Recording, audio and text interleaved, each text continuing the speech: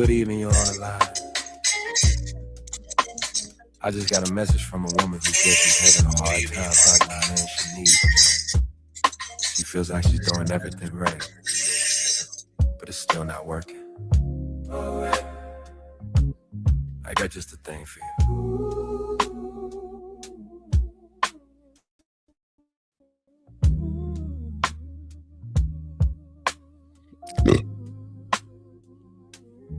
You don't need to chase him down. Don't need to raise your tone. Peace is louder than an argument.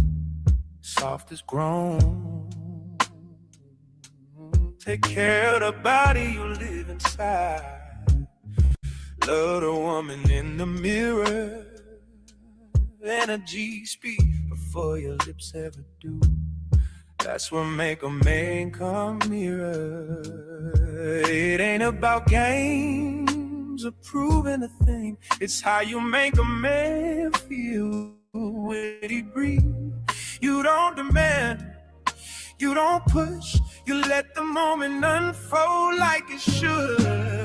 Fit in your body, soft in your ways, friendly enough to brighten his day. You don't fight love, you let it arrive. That's how connections stay alive. And soft, friendly, that's the key. Not control, just chemistry. If you asking what works in reality, it's soft, friendly. Smile before the walls go. Listen before you get thin. Femininity ain't losing power, it's knowing when. You ain't competing with a man. You ain't trying to be his way. You bring peace to the table, so you wanna stay. Soft don't mean weak, kind don't mean blind, fit don't mean wimpy, just disciplined over time. Fit in your body, soft in your ways, friendly enough to brighten his day. You don't fight love, you let it arrive. That's how connection stay alive. It's all relate, past the tone, feels like peace when he coming on. If love got a frequency, it's all freely. You say you want a man who leads, but leaders need rest. Not resistance, not stress. This ain't about changing who you are. It's refining your presence so love don't feel hard.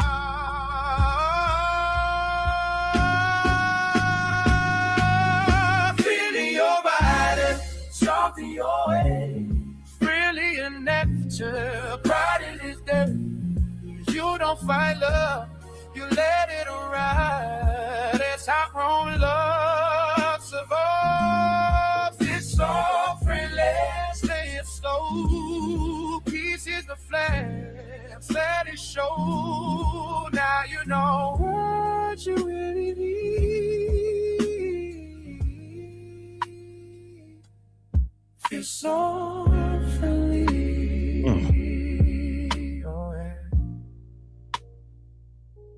Now go apply it.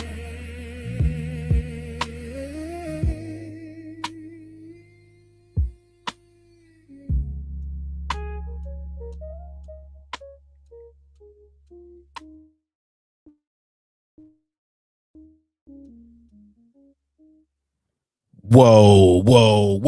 What's good, everybody? It's your man, DL Saint. Yeah, that's how we starting off the Lynn Saint episodes, bro. Yo, that's my man. That's my man, 100 grand right there, bro. That's Lost in Translation, man. His link is in the description, man. It's in the chat. As a matter of fact, it's in the chat. It will also be in the description below. Make sure y'all go over there and check out his page. That's all I got to say about that. A solid brother, a wise brother, and an extremely talented brother. I'll be on his YouTube channel listening to his music, and the man is a machine. Yo, he uses AI to help him put that together, but that's his voice. That's him singing. Right? He can sing. He can really do it. And I'm gonna do everything I can to help get his numbers up. You know what I mean? I just hope everyone who's watching this, shout out to my people on Facebook. I hope you guys can see it. I still can't see you guys's messages. If you're trying to message, I'm still working on that. I think it's a 3-part process. I think I knocked out 2 parts. I think there's one more part I'm not doing. But I can, let me see. I can on Facebook profiles, I can read, but I can't post. You know, by that, what I mean is StreamYard can't post. On Facebook pages, I can read and post. And I'm gonna fix it. But until then, we're just gonna rock with what we gotta rock with, man. You know, it is what it is. DL Saint. Lit Saint episode. How y'all feeling out there, man? We just gonna keep it easy. You know what I'm saying? We gonna keep it. We gonna keep it lightweight gangster. We gonna keep it chill. And man, shout out again to Lost in Translation, bro. I mean, I just listen to the end of that real quick. Now you know what you really need.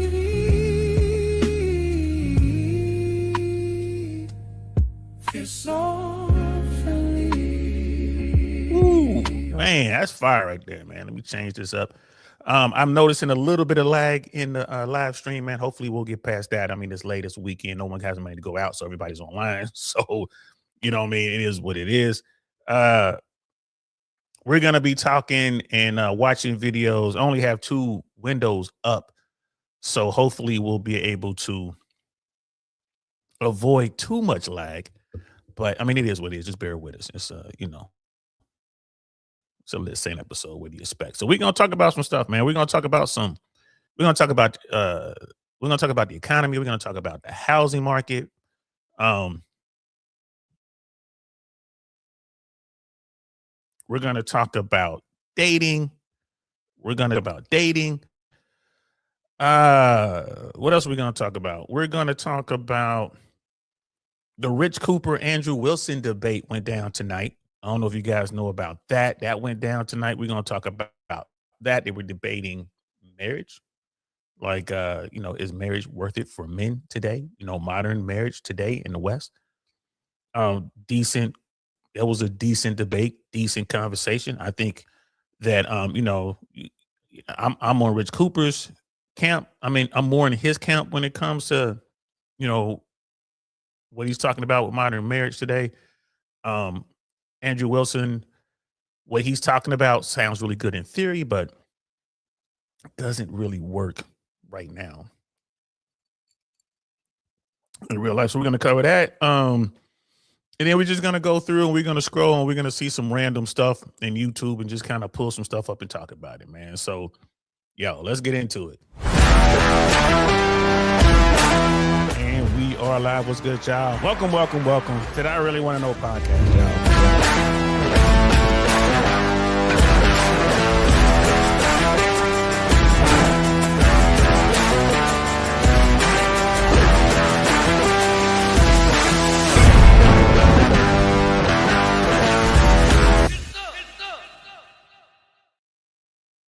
Get some indeed. We'll definitely be playing another one of Lost in Translation's tracks before this is over. Probably at the very end, we'll end with one of his tracks. The one we played, man, I just, that's my favorite. Like I said, man, I'm listening to his platform all the time. You know, AI has changed the game, bro. I mean, we're just getting into AI. And if you're, it's just so many people who aren't ready for what's going on with AI, man. You know, and I'm one of them. I'm here, you know, I'm retired. You guys know I'm a retired air traffic controller. I live in Central Florida. I'm in Tampa. I moved out here from LA. Single dad, I got my daughter. So I do have time. And what I'm doing now is really just trying to learn as much as I can about AI and what's going on, because it is definitely, I mean, this is the new industrial revolution. This AI revolution is going to be as pivotal to our society as the industrial revolution was back in the day, or discovering the wheel was before that. Like, that's how big I think this is going to be. And it's a lot of people who think that as well. And a lot of people are saying that, oh, it's not going to be that big. I don't know, man.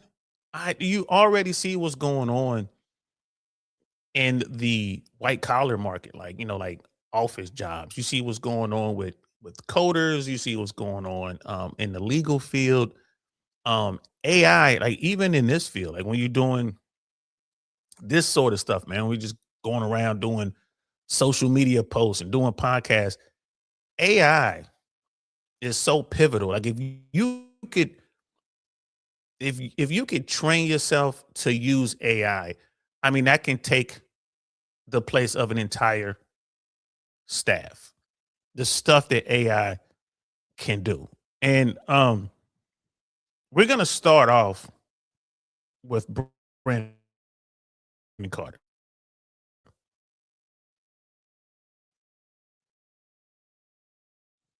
We're gonna start with Brandon Carter, guys. We're gonna see what's going on. Again, if you can hear me, if you're on Facebook checking this out, man, shout out to you. Welcome to I Really Want to Know podcast. I'm DL Saint. This is how we get down. This episode is what we call Lit Saint. It's like every now and then I might sit down and indulge in a little something. And we just kind of freestyle, man. We just kind of go for it. Just go wild with it. And we'll just pick random topics and just, have a conversation. Depending on who joins us tonight, man, if we get some numbers up tonight, we might even drop the link and bring some people up. And hear what people have to say. If you're on Facebook and you're posting, I'm not seeing those posts. I should be able to see your post, your message, if you're on Facebook, but I won't be able, you won't be able to receive my response to that post. I think that's what's going on right now. But we'll fix that. I'll get to the bottom of that. I'll figure it out. If I can't figure it out on my own, I'll ask AI, and the AI show me how to fix it. So this is the first day I've actually been trying to stream on Facebook. Anyone who's on Facebook, you guys know I am never on there. This is the first time I've been on Facebook in probably a decade. I'm never on there. Right? I'm not. And there's folks on Facebook who know me, who grew up with me, like, yo, y'all on YouTube, my day ones. It's people on Facebook that really knew me. Like, my people are on Facebook, like the folks I went to school with. So when I tell y'all stories about what I was doing or what I saw or what life was like in Cincinnati and what we was doing in Fort Bragg and all this other kind of stuff, there'll be people on there that are like, yeah, that's what we were doing. Because I know a lot of you young guys thinking like, man, you weren't doing all that, Trust me, I'm not even telling you a fraction of what we were getting into when we were growing up in Cincinnati, bro. Like, all through Avondale, Bond Hill, Kennedy Heights, man, like all the way over into the Fay, bro, down in down in the middle, bro, down in Laura Holmes, man. I ain't telling you what we was doing in Coreyville, man. I ain't telling you what we was doing out there in Mount Healthy, you know what I'm saying, all up and down Coleraine. I ain't telling you what we was doing in Moosewood, you know what I'm saying, in Winton Terrace. I ain't telling you what we was doing over there. I can't tell you. I know the statute of limitations are gone, but still, I don't know, man. Court, bro, they be doing stuff in court, bro. Like, they be bringing stuff back from like 30 years ago. Look what happened to Cosby. You look at it like, yo, I thought I beat the statute of limitations on that. No, you didn't. We changed the law. So, and then, so like I said, I do this every now and then, and it's a Friday. So a lot of people to rock with me over here, they be out in the trenches doing things. So I understand if a lot of people don't make it, but you're watching this on Team Replay. This is how we get down. I don't drink a lot, but I'll sip on a little something every now and again. Always in moderation, people. Always in moderation. So let's talk a little bit about the change in society, man. We're seeing like the impact that AI is having. And let's talk about what's going on with the American economy, man. Some people think the economy is on its way to a correction. Some say a severe correction. Some say a crash. Right. And Brandon Carter, for those who don't know, Brandon Carter is an established YouTuber. he came up in fitness. This guy used to be a model once in back in the day, like a proper model, like on magazines, on billboards and all that, like back in the day, like in the FUBU days and all that. And the guy is, I think, one of the wiser people that move around in these spaces, man. And he's you could definitely call him red pill adjacent. He's not 100% red pill, but some of his stuff, he touches on things a lot of people would consider red pill, manosphere stuff. But Brandon Carter, he's an OG, about 10 years younger than me. I'm a real old head. This is just like, he's a proper G. And he's out here trying to get people prepared for what he believes is coming. And I think people should listen to him. And what he's saying definitely makes sense. And this is one of those guys who came from nothing. Like, you're talking about somebody who really got it out of the mud. Here you go, right here. This is one of them dudes. You can tell when you talk to him. I haven't had the pleasure of meeting him in person yet. That's just a matter of time. I know I will. Like I said, like we overlap a lot. I just haven't been to Miami as much as I'm normally in Miami. I haven't been down there. I haven't been doing anything. So it's just a matter of time before I meet the brother. And I have nothing but the highest regards for this man. So we're going to listen to what he has to say. You know what I'm saying? What's good, fam? 8826 in the building. Wrong button. We'll get you Don DeMarco. Don DeMarco. Yeah, man, we'll get you Don DeMarco because I ain't set up properly.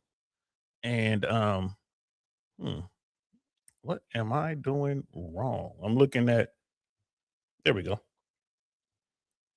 So y'all can tell I've been sipping on a little something, man. Good to see you, bro. So we just gonna have a conversation. Anything you want me to talk about tonight's the night. Just throw it in the chat. Hey, what do you think about this? Hey, pull that up. Did you see this? And we'll find it. We'll pull it up and we'll have a look at it. There's definitely no structure to this particular episode. When we do Lent Sate episodes, man, we just talking.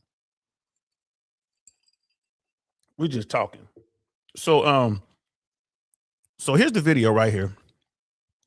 Here's Brandon Carter. Like I said, man, the guy was like a proper model, man. Back in the day, he was like a real model, doing his thing, always working hard. This guy, when he was younger, his schedule was crazy. This guy, he had like 3 jobs at the same time. He was running his own business. He was in New York, going all over the place, just working hard, growing his own business, and he made it. Guys originally from Chicago, man. He made it through those streets. He got into New York, was legit hustling, doing this thing. And now he's there. You know what I mean? 7 figures plus. He's there. He knows what he's doing. He knows how to get the bread. And what he's saying about a recession, a correction, a recession, a depression, one of those 3 are going to happen. Right. And I don't think you can find anyone to dispute that. There's very few people who's like, oh no, America's fine. It's not going to be any correction. Like, nah, I think the people who say that in front of the camera are saying that because they got money on it. But when you turn the camera off, they'll tell you like, yeah, bro, like, yeah, I'm storing up my dry powder too. I'm stacking up my cash too, because it's about to be crazy out here. So, and most Americans, I think whatever's going to happen is definitely going to be worse than the Great Recession. I think it's going to be depressionary numbers, but I don't think it's going to surpass the Great Depression. But Brandon Carter, he sees it a little bit different. And, he's definitely like, yo, man, it's going to be bad. It may be real, real bad. It could happen. But check this out, man. Let's check this out. Here we go. You are in danger. In fact, we all are. I believe in my heart that the economy is on the verge of, at worst, a collapse, at best, a serious recession. And I think a recession the likes of which will rival 2008, the Great Recession. And I remember that time. It was tough, man. It was tough being a human on Earth during that time because it was a global recession. I really think it's coming. And I have some data. I put together a presentation. I'm going to explain what's happening, why it's happening, and how it's going to affect you. But I'm also going to explain how you could potentially profit off this. Because I'm going to be honest with you, I've been excited about the possibility of a recession. I've just been super excited about it because I got money and I can use that money to, everything's going to be on sale. Invest. I can buy whatever I want.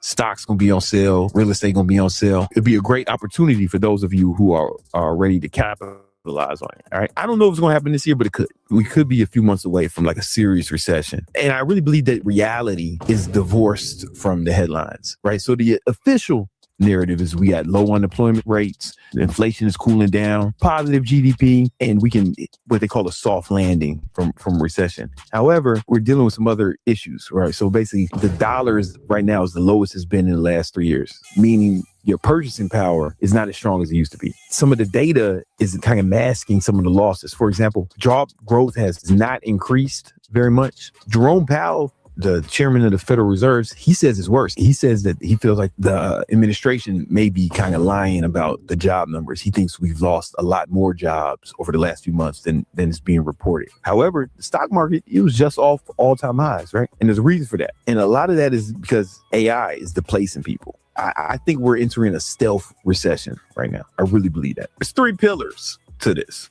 Number 1 is the stealth labor contradiction. So this is Jerome Powell. He said that he believes that the government, that the administration is overstating job growth by 60,000 per month. That's the head of the Fed. Maybe he's biased. Him and Trump got a lot of beef. You know, even though Trump appointed him, he never seemed to be partisan. The most compelling evidence is the government reports. If Jerome Powell says, doesn't really have a history of lying to us, says that the government, who does have a history of lying to us, and I'm not saying Jerome Powell's innocent and he never lied. We just ain't never caught him on one. I feel like that's cause for concern. Here's the thing. And everything he's saying is true. Like the part about Jerome Powell being appointed by Trump, that's not true. The Trump administration inherited Powell. I don't think that Trump appointed Jerome Powell in his first term. Did he? Maybe he did appoint Powell in his first term. I thought he inherited Jerome Powell, to be honest with you. But maybe he did appoint him, which is crazy. And I'm going to defer to Brandon Carter on this because, like I said, he knows what he's talking about. You know, and I'm not one of those people like, gotcha. He knows what he's talking about. So that's wild. If Jerome Powell was appointed by Donald Trump and Trump is now going after Powell, you know, Trump is actually trying to prosecute Jerome Powell, which is crazy. That's another topic for another day. But the numbers that are being reported and what we see going on right now, let's just say that those numbers are very, very favorable for the current administration, especially the latest numbers. The employment numbers for January, what was it, 170,000 or something like that. I don't think anybody in that sector, and I'm not seriously in that sector. I just keep an eye on it. You know, I dabble in that sector. No one believes that number. No one believes that number. Everyone is waiting for the revised number, and they know like the real number is going to come out. So you have the headline number that comes out. It's like, all right, but the real number is going to come out, and people are waiting for that real number. And when they see it, when Wall Street gets that news, I mean, it's definitely going to react. But, you know, we're gonna be watching some George Gammon stuff too, because he talked about those numbers as well. But what Brandon Carter is saying, man, he is on point. He is not lying. He is on point, and he's gonna be talking about the revision gap. And make sure you pay attention to this part right here. Government reported that we added, during the last jobs report, we added 40,000 jobs to the economy. Jerome says it's off by 60K, meaning we really lost 20,000 jobs, if Jerome is right. And here's the thing, even if this is true, it's still not rising at the same rate as like the stock market is rising. So what we're having is we're seeing less job growth with more productivity. And there's a big reason for that. A big reason for that is AI. My thesis is white collar jobs are really in trouble as a result of AI, especially these models just keep getting better and they're doing things better than humans. The white collar shit, the blue collar jobs, right? We don't have no robots to do plumbing.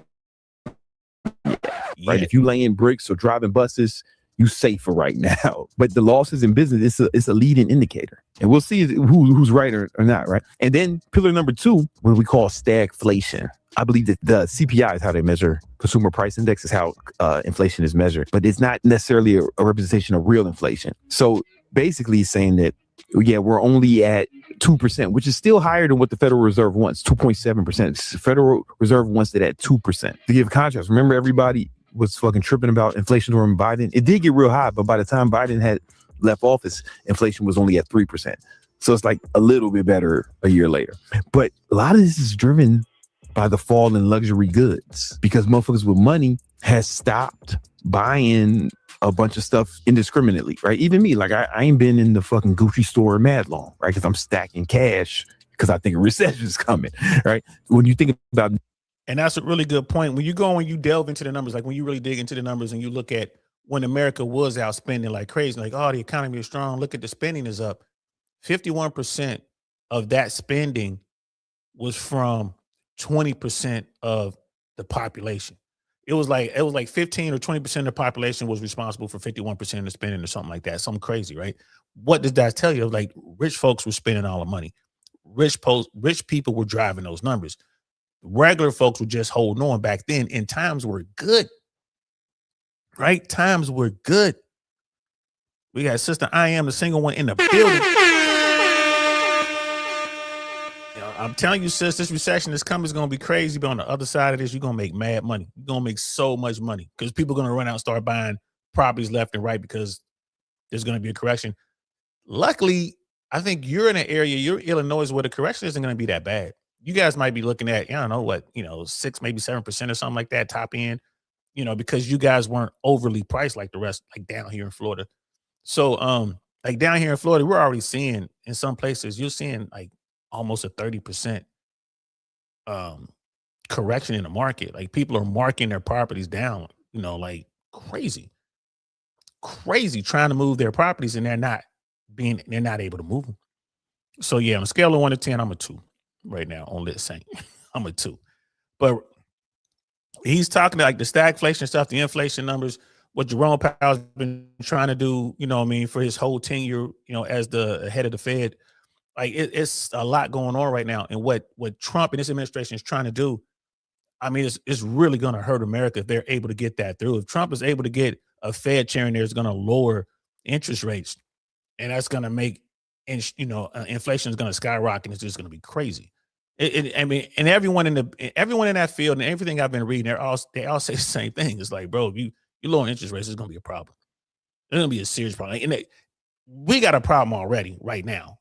But you lower interest rates, it's like just throwing gasoline on the fire.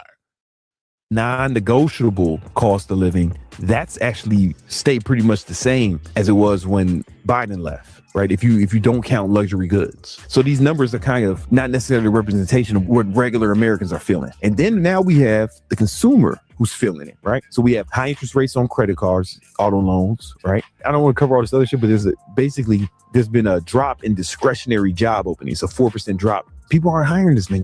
Bro, the auto loans, I'm surprised he didn't touch on this. The auto loans and credit card debt. America is at record levels of unsecured credit card debt. It's insane. It's like $1.some trillion in credit card debt or something like that for all Americans, which is insane, right? And then you look at auto loans. The auto industry is completely underwater right now. It's crazy right now.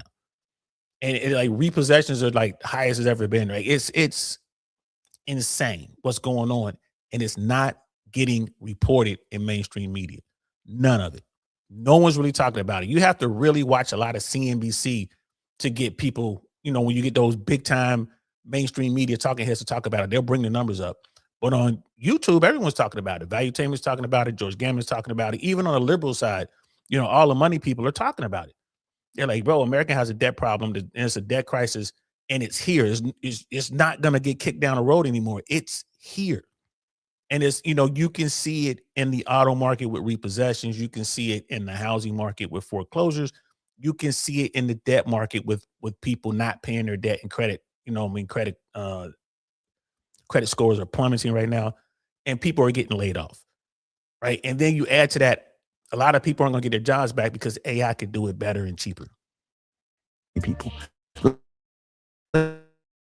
Even me in my businesses, I'm not hiring people. I'm building automations. I'm having AI do the work. I want my current employees to use AI. I want them to so I can get more motherfucking productivity out of them for the same amount of money. Instead of hiring more people, it's like we're using AI to get more out of the people we have. But a few years ago, we would hire people for these roles. I'm not laying people off yet. But pillar number 3, there's the AI job squeeze. I've been talking about it ad nausea. Like, this isn't a cycle. This is going to be a fundamental change in the landscape. I'm telling you, man, because companies are changing how they dedicate capital, right? So now they're investing in AI infrastructure as opposed to payroll. Like companies are actively trying to reduce their payroll. Because, yo, man, if you can get AI to do something as good as a human, but the AI will work around the clock, won't have vacations and won't get pregnant, then just on some economic shit, like why wouldn't you do it? So basically, companies are hiring humans to buy GPUs. This is happening, man. Some people predict that within the next 1 to 5 years, so many white collar workers will be displaced because of AI that we could reach unemployment up to 50%. To put that number right there, 50%, man. If America, I've been thinking about this a lot because I saw this a couple of days ago and I'm like, bro, if America reaches 50% unemployment, I mean, that's it. That's all the way it, bro. If we hit 50% unemployment in America. Well, that's great. That's just fucking great, man. Now what the fuck are we supposed to do? We're some real pretty shit now, man. You finished? That's it, man. Game over, man. Game over. If we reach 50% unemployment, game over. At its peak, unemployment during the Great Depression was 25%. At its peak, and America barely survived that. 50%. America won't be the same country. We might lose some states. Like the union might break, in my opinion. That's a scary thought, 50%.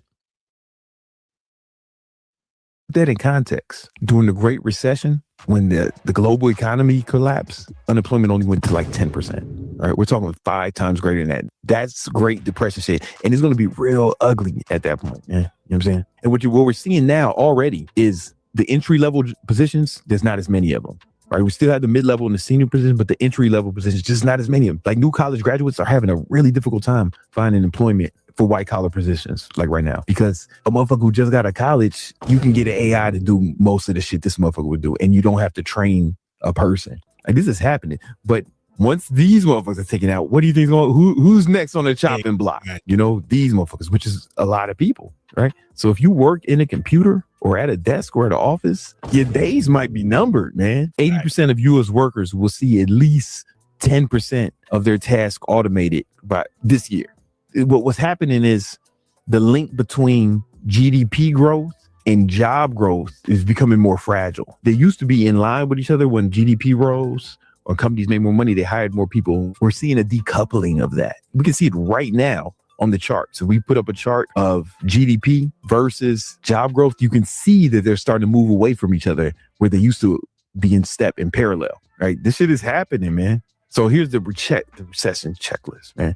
Real job growth, this shit might be in the negative. Like Jerome Powell says, they lying about the jobs. Tech sector health, we're losing jobs in the tech sector. Consumer sentiment is at historic lows, what people are thinking, right? AI displacement is already happening in entry-level jobs. And then we have something called the yield curve, which is becoming inverted. So here's the play, guys. I think we're on the fast track to, at best, a serious recession.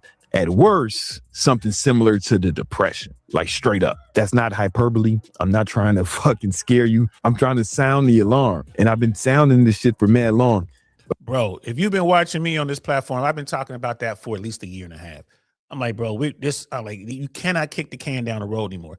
And the biggest reason why I always say it, the median cost of a home in America, last time I checked, was around $425,000, right? Last time I checked. That was the median cost of a home, which means half the homes in America cost that or more, and half the homes in America cost less than that. That's like the starter home. The median household income is like $86,000. That don't work. That ain't never gonna work. Which means either the cost of homes got to come down or income's got to raise. And you know, and it's not just homes that are expensive. Cars are expensive, right? You're getting to the point now where, you know, education is extremely expensive and there's no payoff at the end, it seems, for some, for some of these college kids, right?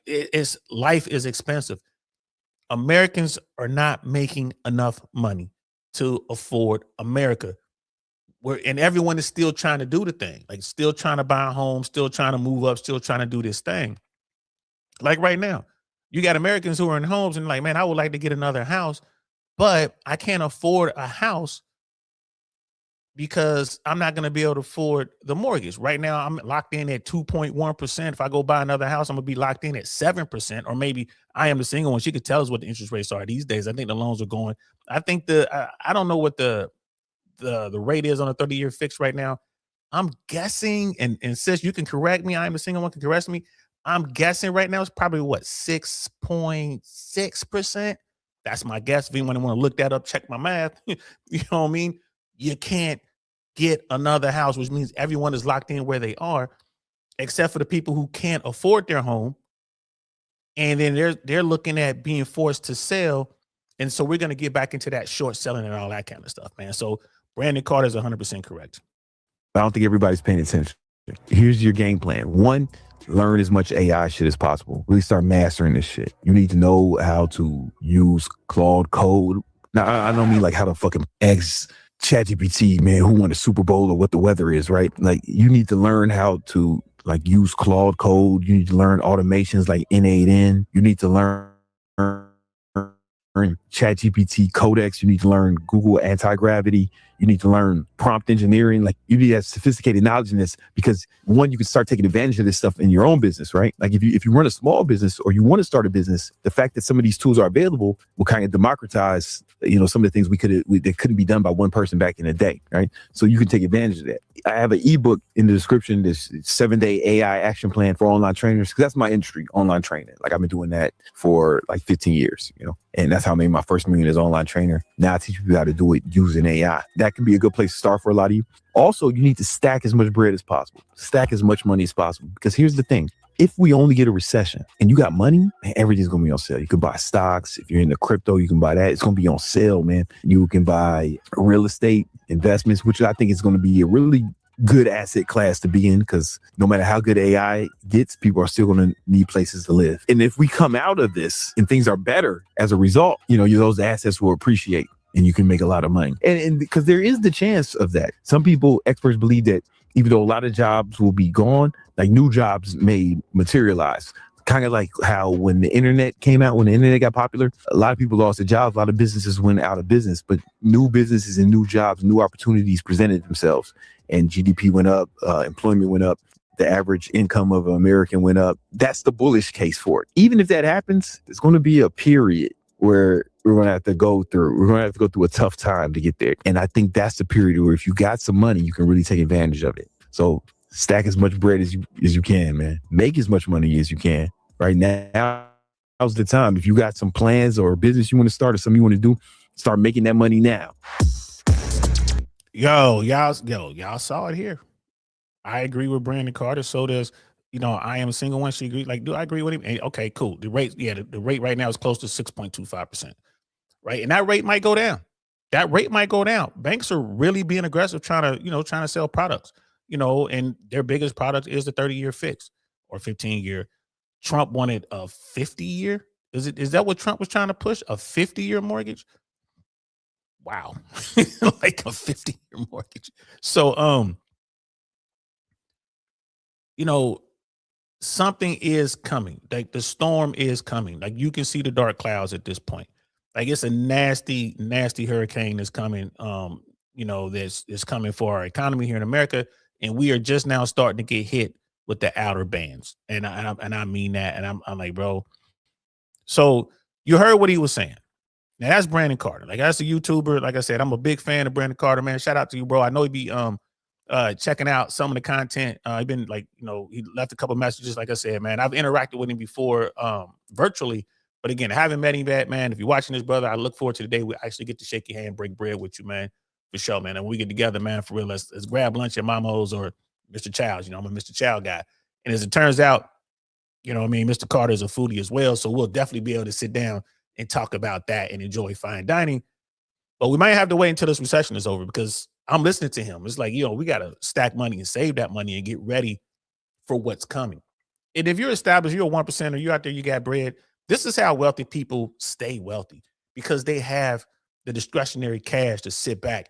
And when a real good deal comes up, they can just buy cash money. Now, I see people all the time. They're like, yeah, I came up on a deal, man. I bought a $20 million property. I was able to get it for, $12 million. and they just they got the cash sitting right there. They just get it. Right. And then when the thing turns around, they turn around, the economy gets better, people get money again, their value in that property goes way up and they sell it. And they, I've seen people get a property, turn around and sell it, man, and make 40% on that. 40% on that investment. Just like that, just sitting on the property. They ain't even do nothing with it. And I'm sure sis, I am a single one. She's seen it. Like, she's in the business. She sees the markets. She knows how the markets work, and these opportunities come. This is how rich people stay rich, man. So let's jump over to valuetainment. Jump over to valuetainment. Now, a lot of people be like, valuetainment, oh my God, they're so far right. They are. I listen to valuetainment because they are, when it comes to business, they're conservative and they don't care about MAGA when it comes to business. They tell it like it is. I really like it when they talk, when they're talking their foreclosures, bloodbath. When they're talking about their foreclosures. I heard that. Y'all probably heard that. And this is valuetainment. Bro, if you're looking at properties and you're in Illinois, make sure you talk to I Am the Single One. I mean, she knows what she's doing, man. She's solid on her end when it comes to real estate. I don't know where you're looking at properties right now, bro. Just keep in mind, just understand, if you were to buy today, you're buying closer to the top of the market than you are the bottom. So make sure you're getting an extremely good discount. Whatever it is you're looking at. I'm no expert, bro. It's just me. I'm just talking to one of the homies right now. Just letting you know, if you're out here, you're looking at a property, make sure it's one of those deals that is just too good to pass on. Make sure you don't, know the market, wherever it is you're looking. I don't know if you're looking at single family properties or multi-family properties or commercial properties. Look at it, and you really should be focused on your return on investment. If you're buying something that you want to live in, that's different. You're looking at a 30-year window or whatever. You're more realistically probably looking at a 7 to 10-year window. Like, I'm gonna get this property, I'm living it for a little bit, and then maybe rent it out or whatever. I'm not a big advocate of renting out a single family home because you get the wrong family in there, they can destroy your property and you kind of like stuck. Multifamilies, big fan of. But if you're looking at a place, just make sure it's one of those things where this deal is too good to pass up. And just do your research, man. Do your research. Reventure Capital, the Reventure app from Reventure, I think it's called Reventure Capital. We'll pull him up as well. They do a good job, man. I would definitely check them out. But double to triple decker, yeah, get yes. If you can get a triplex, that'd be great. A fourplex, even better, but definitely a triplex. And I Am a Single One, correct me if I'm wrong, but bro, you might even be able to qualify on an FHA loan or something like that. So now you only have to put down, you put down a less amount of money. Was it 3%, I think, versus having to come up with 20%. And I don't know your situation or whatever, brother, but definitely look into every detail. Find the smartest way to move, right? Find the smartest way to move. But most importantly, make sure you get the best deal. Get the best deal that you possibly can. Like, these people are coming off of 40%, 30%. That's what you're kind of looking for. You're looking for those incredible deals and then even look at bank-owned stuff. Look at bank-owned stuff because we're about to see what's going on with repossessions, man. With foreclosures, I should say, not just repossession, but we're about to see what's going on with foreclosures right now. And this information we're about to hear, man, is eye-opening. South Shore, not familiar with that area at all. But just do your research, brother. Do your research. There are some great deals out there. Go back, even at the property you're looking at, go back 15 years and see what that property was going for 15 years ago. 15, 10, 8. Go back and look because you'll see where it was and you'll see the big peak and all that. So go back, do your due diligence, man. Make sure make sure you get your good inspections and all that. That's when you want to go check out I Am the Single One. Sis, drop your link in the chat, please. I Am the Single One. Check out her content. You definitely want to make sure, you're getting the right people to go in to do your inspections and all that, man. You don't want to buy somebody else's problem. You want to make sure at least the foundation and all that's great. You know what I mean? Yeah, okay, you don't need a new roof, or it's gonna need some new pipes or whatever. That's one thing. But going in there like the foundation's cracked, you know what I mean? Like, oh my God. So but yeah, man, yeah, there are opportunities out there, man. We got man Joe in the building. What's good, fam? There are opportunities out there, man, and I'm telling you, there are gonna be more opportunities moving forward. Let's check out what Valuetainment has to say right now. And right there, guys, check out I Am the Single One, man. She is really good about getting information on people, you know, helping people maneuver that world and what to look for and how to, you know, purchase your first home and what to expect from the banks and the, you know, the best strategies to do it. Please go ahead and check her out, man. So let's listen to what Valuetainment, Patrick Bet-David and his crew is saying. Tom, especially, I like it when Tom talks about business and talks about the market, especially real estate. The title of this one, 40,000 homes seized, foreclosure, bloodbath explodes, cracks in the U.S. housing market. I've been telling people, man, this has been coming. I've been telling people forever. And they're like, man, you've been saying the same thing for, 10 years. Of course, it's going to happen one day. I'm like, bro, this should have happened 15 years ago. It just, the markets have been overpriced, and like people are just drunk on debt. And here we are. People are losing their jobs. No one has any savings. Everyone's expecting a bailout. People still thinking, we're going to get stimmy money, and none of that's going to happen. Right. And it's like, bro, if you got it, you good. If you don't got it, you in trouble. The have yachts and the have nots. And if you ain't got a boat down in the marina, you know what team you on. Let's check this out. Foreclosures bloodbath deepens as banks seize 40,000 homes in just 1 month, and the pain is only beginning. 40,000 in 1 month. Let's see what Tom's got to say about this.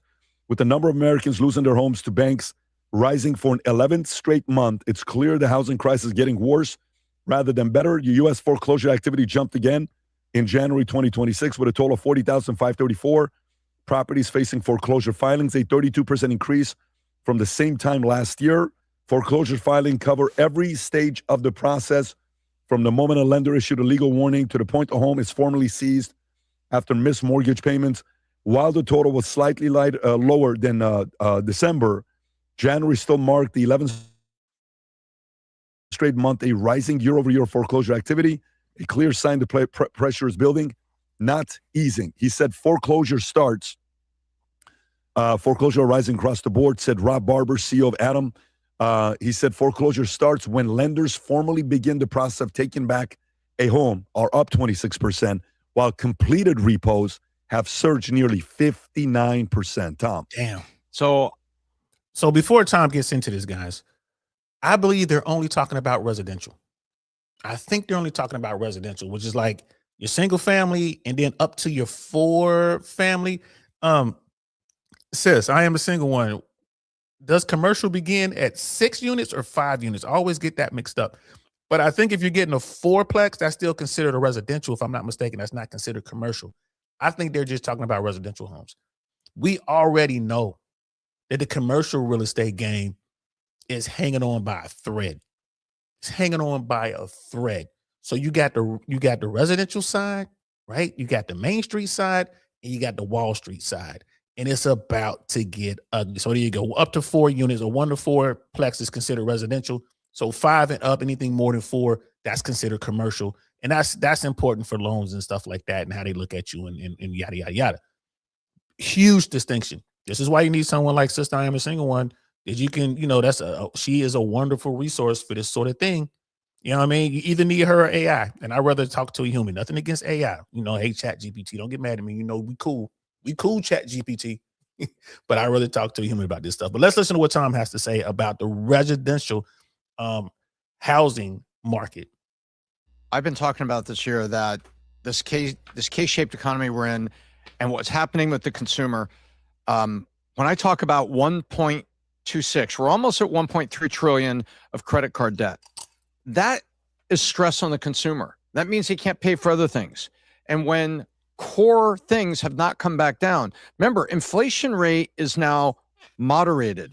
It's not rising anymore, but the prices from yesteryear are still very high in baskets of goods for the consumer. And so now the consumer is coming to the point especially those. Remember, this is repossessions of homes. This isn't renters. These are homeowners that can no longer pay the mortgage. And you look year over year, the foreclosures are up. Foreclosure is like the final late notice. Vinny, you're 30 days late. You're 60 days late. You're 90 days late. Vinny, we're officially in foreclosure. We're foreclosing. In other words, we're going to shut down your mortgage. Then what happens to repossession? The repossession is up almost 60%. Jeez. This is a sign of deep stress in the lowest, in the lower. And if you dive into these numbers, Pat, it's actually happening to the lower half of the middle class. And the lower half of the middle class are the wage earners that have less savings and less margin for error, less ability to get through a stress. And that's what's happening right now. You've got the lower half, Pat, is under deep stress. And remember, these are trailing stats. It takes in some states almost 6 months to complete a repo. So that means, Pat, these consumers have been under the stress for 6 months from miss 1, miss 2, miss 3, foreclosure, and then repo. The stress is building. Any fixing it, Tommy? Like what can you need? Before he answers that, I mean, here's the thing: the banks don't want to take these properties back. The bank is doing everything they can. So, you know, it's like, all right, you know, you 3 months, whatever, you make a payment, whatever you're doing, all right, they restart the clock, and then boom, you fall behind again. You start making some payments and reset the clock, and then boom, finally you can't keep up anymore. You're probably looking at a year and a half before they actually begin the process of coming to get your home. So what we're going to slide into next is going to be the short sales. Brother Ian, I'm here to tell you, man, there are going to be some crazy deals out there. There are going to be some crazy deals out there, bro. If you're in no hurry, just sit back. Like Brandon Carter was saying, stack up your money and wait for a deal. You might be able to get the same property that you're looking at right now, kind of kicking the tires on, sniffing around. You might be able to get that property an additional 20 or 30% cheaper than, you're looking at now. And that might even be a great deal. I would say just hold on a little bit longer. But if you're buying something, you're like, I'm going to keep this not only for me, I'm going to do the 30-year on this. I'm going to keep this for me, but I'm going to pass this on to my family, my kids or whatever, family members or whatever. If that's the case, it's long term, then, it doesn't make sense to hold out for the other 25, 35% because it might not happen. Like something might happen and I don't know what. I don't know how we can avoid it, but something might happen. It's like, oh man, now you lost a good deal. So if it's something that you're looking at for long term, it's definitely worth just jumping on the best deal you can right now. Just get what you want, get out, get it done. But if you can wait, and bro, I owe you a call anyway, brother. I owe you a call anyway, man. I'm gonna hit you up on Instagram whenever you're ready. We can sit down and talk. And I would definitely, dig down. And if you got any questions, like I said, I'm no professional, but I know a lot of really good people. Sister I Am is one of them, but I know a lot of good people in that business. I know a lot of 1%ers. And, I have the ability to make a call to them and they will pick up the phone and answer my questions. So I will definitely do that for you because you're such a big supporter of me, man. And I appreciate it, man. We smile over here, but if I get $5, $10, $20, $50, whatever I get, I love it. And I appreciate it because I know that's hard earned money. And you're always there to support me, bro. So if anything I can do for you, I will do that. So I know you want to have a conversation. So let's make that happen. But I also wanted to put this up here too. The FHA loans are available, for multi-unit properties. As long as a new owner lives there as the primary resident. Yeah, I believe you got to live there for like 1 year. So that's a great opportunity to get in there and get yourself something. Like get your first property under your feet, learn how this stuff works. You're living in there. So you basically got other people paying for you to live. In other words, AKA you're living for free, you're making money. Most people buy their first house, they're not living for free. And now we're looking at 60% of people who bought that house and now they can't afford it. Right. But downstream of this, like renters, like, there's people renting, because I moved out here. I'm like, I'm just going to rent for a year so I can find a property I want. And I wound up not even trying to buy anything because I thought the market was too high, and I was right. And now the market's starting to correct, and I'm moving in 2 years anyway. So now I'm looking in Miami. But anyway, the thing was, I'm here and I watch people getting kicked out of their apartments all the time here in Central Florida. Like the turnover is crazy. So you got people losing their homes and they got to find some place to live. They got to get in there before their credit score gets jacked up. And once they get in there, they're like stuck. Because it's going to take them some time to get that foreclosure off their credit report. So they, and they sit here and then the economy is getting so bad that they can't even afford to stay in the apartment that they jump into. And right now here in Central Florida, the renter has a lot of leverage because there's so many people getting kicked out of these apartments, getting evicted, that the landlords are lowering rents and they're doing everything they can to keep their good tenants because they know, like, man, a good tenant can go get a better property with more amenities down the street. So let me offer them a really good rate to keep them here. You got other places giving you 2 and 3 months free. We're gonna look at ReVenture Capital's page. You guys see what I'm talking about. But it's getting crazy out here, guys. It's getting crazy. I am a single one. It's like we have a very long foreclosure process in this country, up to 2 years in most places. There are programs to help folks save their homes. Yeah, that is true. And I think probably captured in this number are those people who are coming to the end of that process. You coming to the end of your, 24 months and like you really got to go. And again, the banks don't want these properties, man. The banks don't want these properties. We got Miss AKA in the building. What's good, sir? It's good to see you. Let's get back to the video. Correct. Patterns I want to see is what areas this is impacting. Is it because whenever you get numbers like this, you want to make sure you see where it is. Okay, so I just looked it up right now. Top 10 areas most affected by foreclosures. Okay, worst state is Delaware, 1,612 units. Oh. Second, by the way, who the hell would have thought Delaware? What is Delaware's population? If it's 1,612 units, and it's Delaware's population is what? Where is Delaware in population? Period. 1 million. This people. is like from So what is the state with the least amount of population? What is the state with the least amount of people I thought living it was there? North Dakota. somewhere in the Alaska. freezing Can you ask it? northern State with Midwest. least amount of Wherever population. it is, it's cold. Montana, But Oh, the I know point is, Wyoming. Been there, lived there. Rhode Island. go back to see who else is after Wyoming, Rob. Go a little bit lower, show more. Who's after Wyoming? Right. Vermont and Alaska. Vermont. Okay. Well, Delaware has Basically, to be when top it's 5. cold and north, and nobody wants to be there. But to be number 1 Yeah. and you're one of the smallest states, that means this is Delaware. Okay. Then you got Nevada. So Delaware was 1 per 1,612 units. Nevada is 1 per 1,983 units. Florida's 1 per 2,000. Then it goes to South Carolina. Then it goes Maryland. And then, these are the ones that are most affected. I've been telling y'all how jacked up it is down here in Florida. I don't know why people they call me Chicken Little. Just like that guy in Too Big to Fail. They call me Bubble Boy. It's like, how can y'all not see this coming?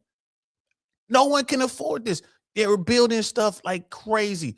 There's so many units that are coming online now. So everybody's like, oh, we're underbuilt. There's not enough inventory. Bullshit. There's a lot of inventory out there now. Right? There's a ton of inventory out there now. You got these brand new builds that are coming online. There's one right around the corner, brand new townhomes. They were like, yeah, this is when they first built the townhomes, when they first finished it, they were thinking like it was going to be like the upper 400s, 500,000, somewhere in there. Right? They're selling them things in the upper 300s right now. They're advertising them for the high 3s. You can probably get in there for the mid 3s. Brand new townhome, 3-bedroom townhomes, brand new. Cheaply built though, but brand new. Metro area, like if we go specific metro, not state, Mhm. Trenton, Jersey is number 1. Punta Gorda is Florida. Florida is number 2. That's Jacksonville. Fayetteville. Fayetteville. How do you pronounce it? Fayetteville. Fayetteville, North Carolina is number Carolina. 3. Then you got Lakeland, Florida, Vallejo, California. Areas least affected. Okay. Dakota, Montana, North Dakota, Wisconsin, Kansas, Vermont's all the way at the top, very low foreclosures. West Virginia, Alaska, Rhode Island, Nebraska.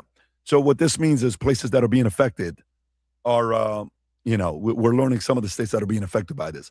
When California went through the whole NAGAM thing, remember what city and area everybody was talking about in California? San Bernardino, where they built the excess homes and all the Riverside. Nina loans. Right. Riverside, 64% of homes were in foreclosure. Vinny, you would drive in Riverside and all you would see is boards and houses. It was insane what happened. Looked like a desert. But we'll see what happened with this as it gets more focused in certain areas. The Want me to go? Yeah. Yeah, I mean, look, you know where I stand on owning a home, but if you're going to do it, be ready to stay in your home because 100% of foreclosures happen to people with mortgages. You know, you stop paying your rent, they kick you out, you're out of there. So if you stop paying your mortgage, the bank will basically start the legal process to take their house back, and then they're going to sell it to get money, and usually takes 6 to 12 months. So if you're not ready to buy a home, this is what I always say. People think I'm against home ownership because I say to rent. Only do it if you're fully ready to commit to this. Because the last thing you want to do is get fed a bunch of lies. You got to own a home. You got to own a home. If you're renting, you're throwing away money. And then you get a home and then you're in it for 2 years and then the bank gets it back. So this is why, tell me if you've ever heard this before. You're not really a homeowner. You're a mortgage holder.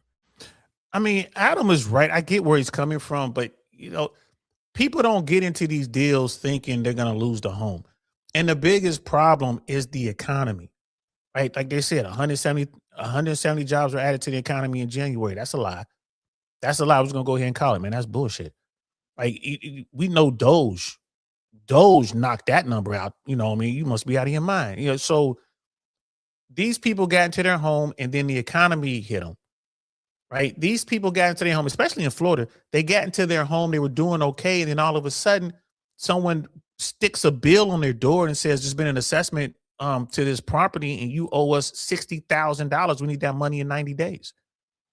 Right. And think about that. The average American family can't handle an unexpected expense of $500. Can you imagine if someone pins a $60,000 bill on the door? Like, yo, we need that in 90 days. Their credit is already maxed out. It's not like Americans are using credit and paying the bill off in full at the end of 30 days. They're not doing that. They're carrying balances. What did he say? 1.2, 1.7 trillion, whatever it was, a ridiculous number.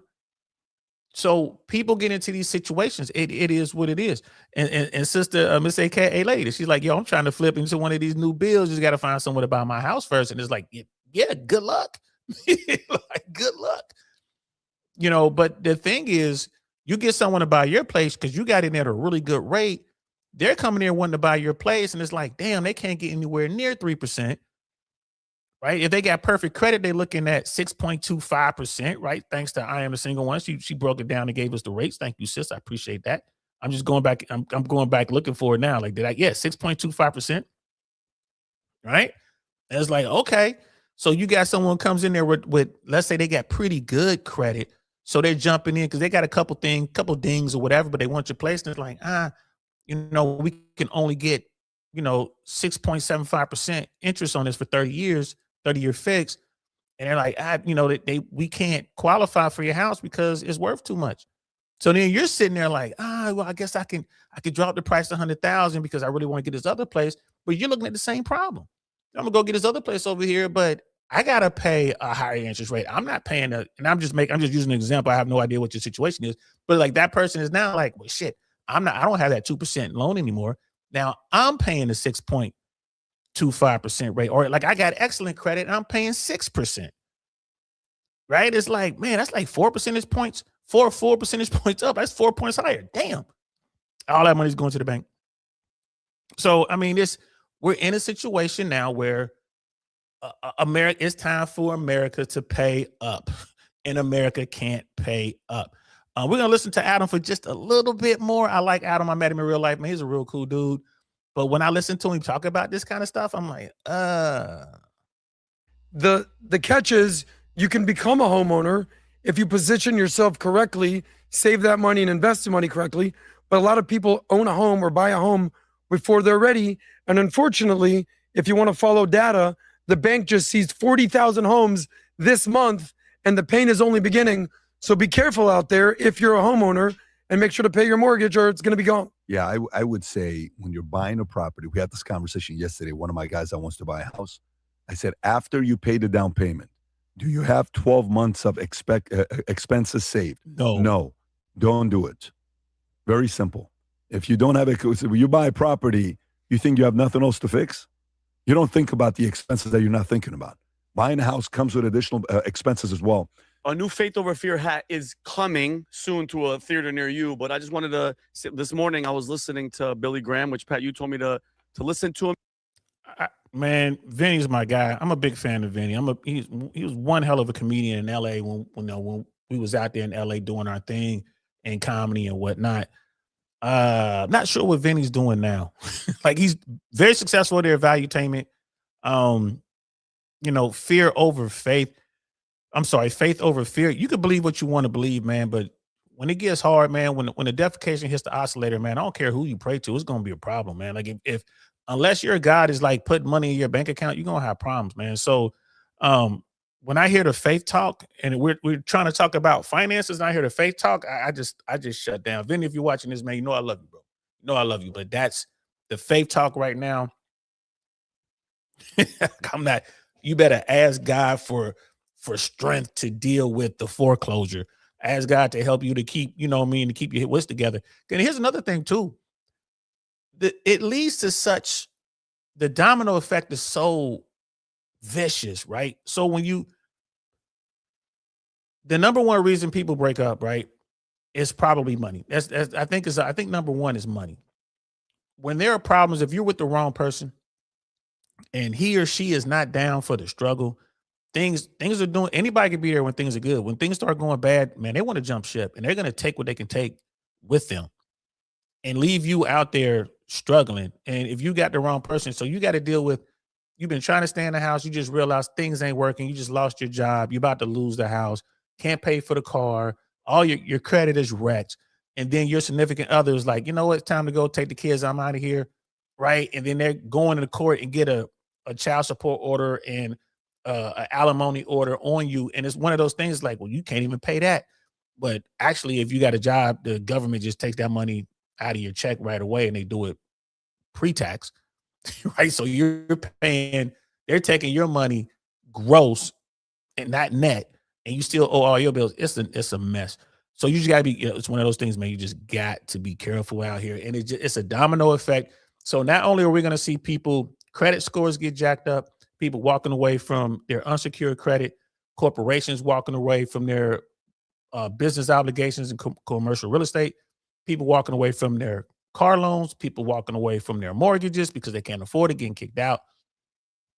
And then we're going to see people, right? You're going to see the divorce rate go up. They say the divorce rate's hovering somewhere around 43%. You're going to see that divorce rate go back up to around 50-something%.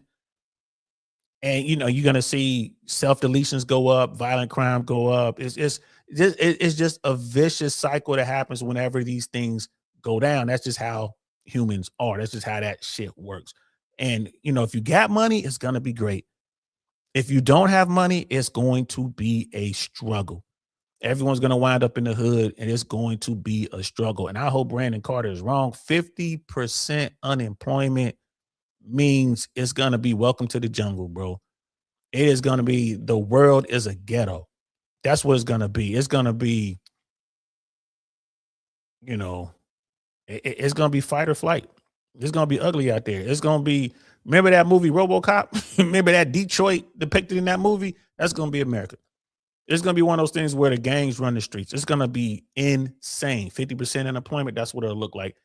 I don't think we'll get near 50% in unemployment. If we get anywhere near 20-25%, it's going to be god awful. It's going to be god awful. So let me jump over here. Let's switch this up. So shout out to Valuetainment. Reventure app. I want to go over Reventure app and like Reventure, what they're talking about. It's Reventure counseling. Reventure counseling. I always say Reventure app because they have an app. It's really just like I'm sorry about the lag, guys, but we do it live. We do it, and it's a lit same episode. So if y'all gonna take part in y'all beverage, cheers to you. I ain't mad at you.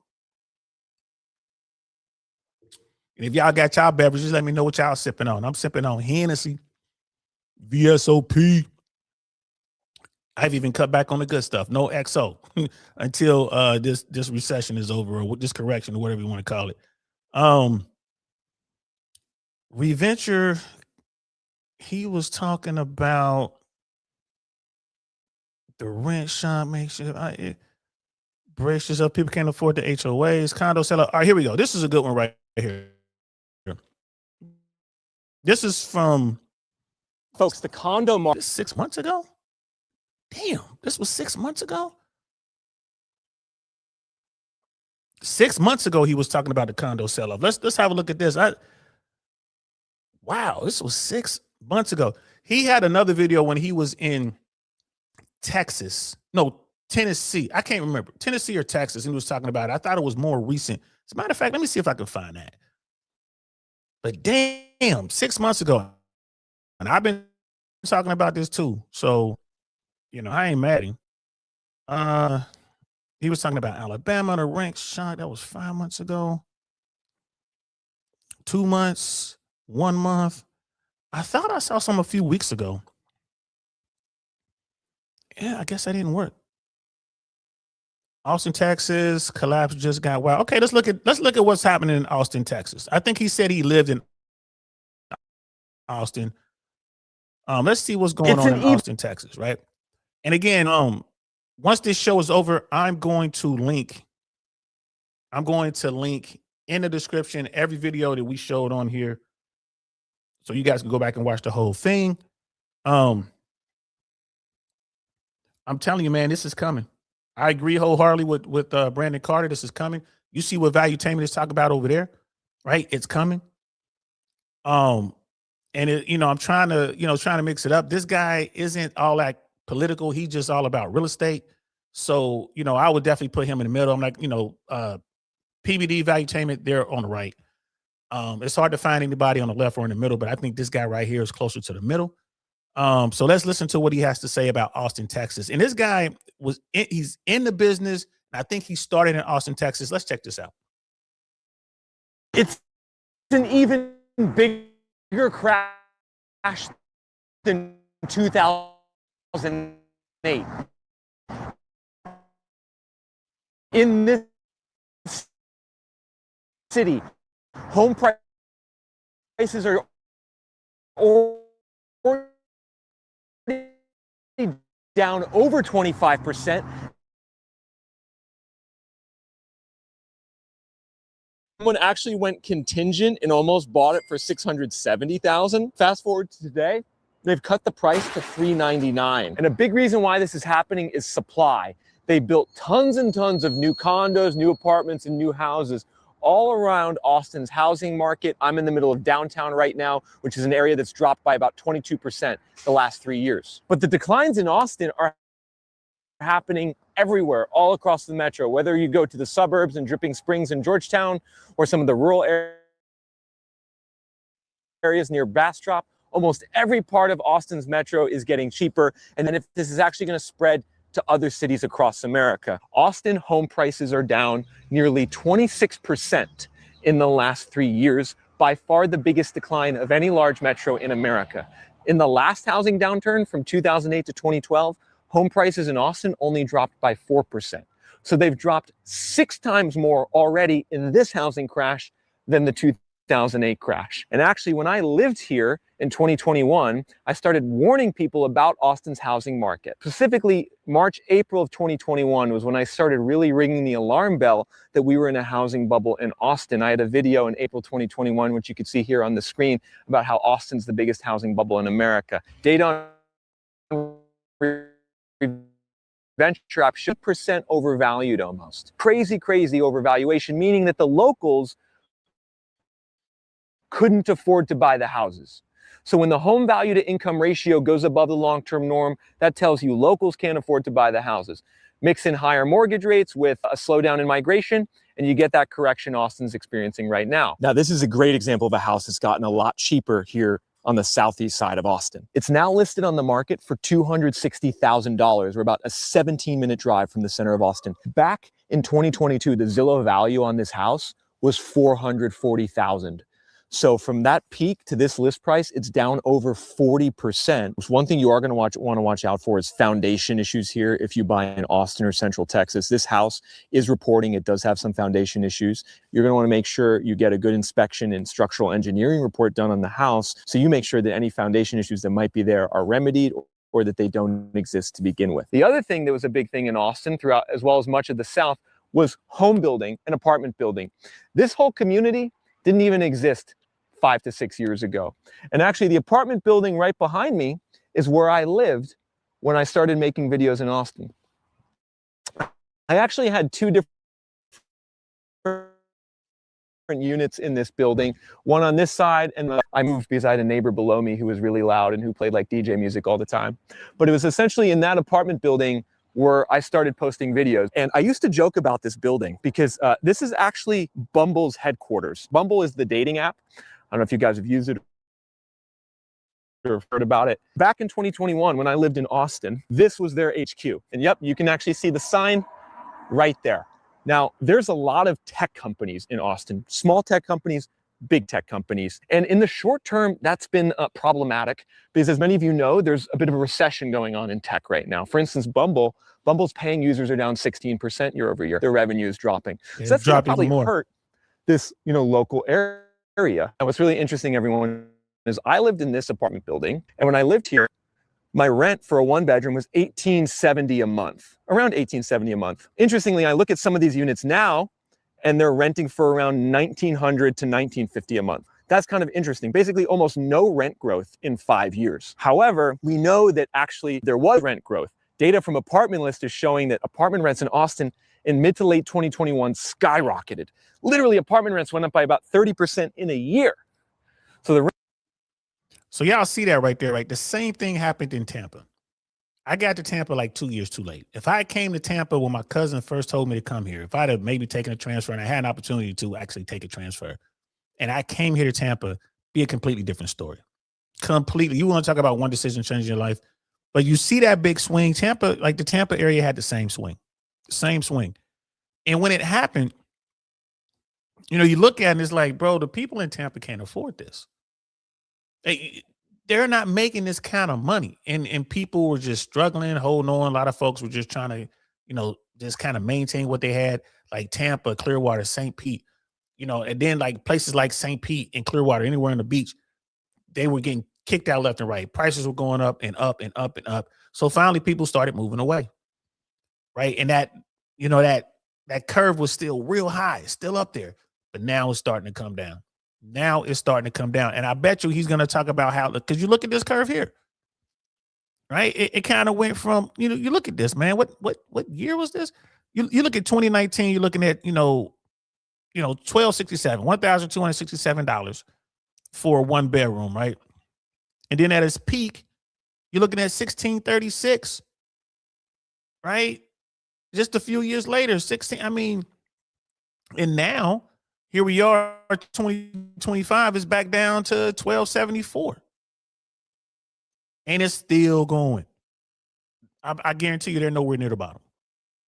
Rents went way, way up, but since August 2022, they're down 22%. And now apartment rents in Austin are back to pre-pandemic levels, which is an amazing achievement. I'm now about 15 minutes to the southeast of Austin in a brand new apartment complex.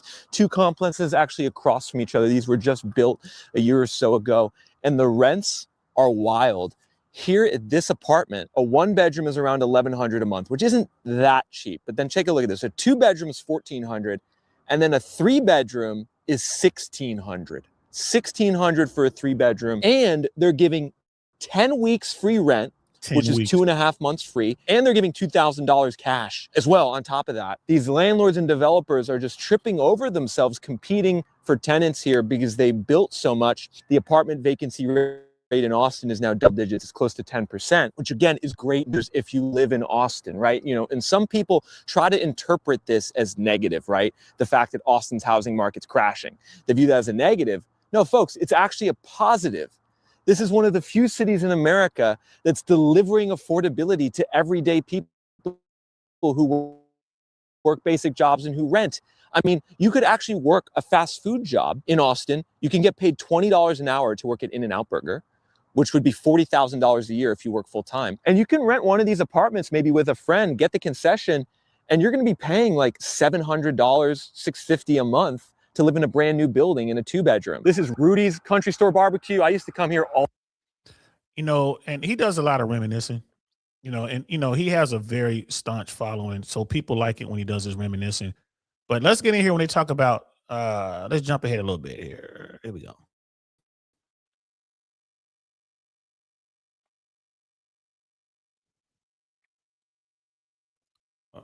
Oh, did I mess up?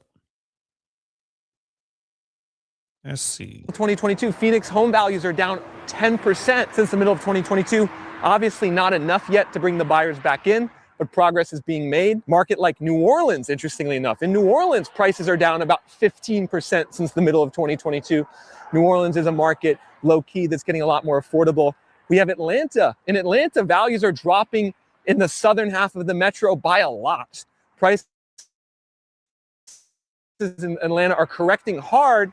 There's a couple specific zip codes in Atlanta that are still holding on, but most of the metro is now going down. They're also starting to drop in Raleigh, North Carolina. Raleigh bears a lot of similarities to Austin as well. Big tech hub with a lot of home building and apartment developments. How about Manhattan, everyone? A lot of people don't know about this, but Manhattan, next to Austin, is actually the biggest housing market correction in the US the last 3 years. From the middle of 2022 to the middle of 2025, home values in Manhattan dropped by about 22%. They've since rebounded a little bit since then. However, the decline since the middle of 2022 in New York City is still substantial. I'm going to actually show you guys where my office was here. So, like I said, he spent a lot of time, and shout out to him, man. That's showing some love, man. He spends a lot of time reminiscing. But he has really good content. And again, if you're watching this on Team Replay, every video we're looking at today will be in the description below. There's one other content creator I want us to talk to. I want us to listen to.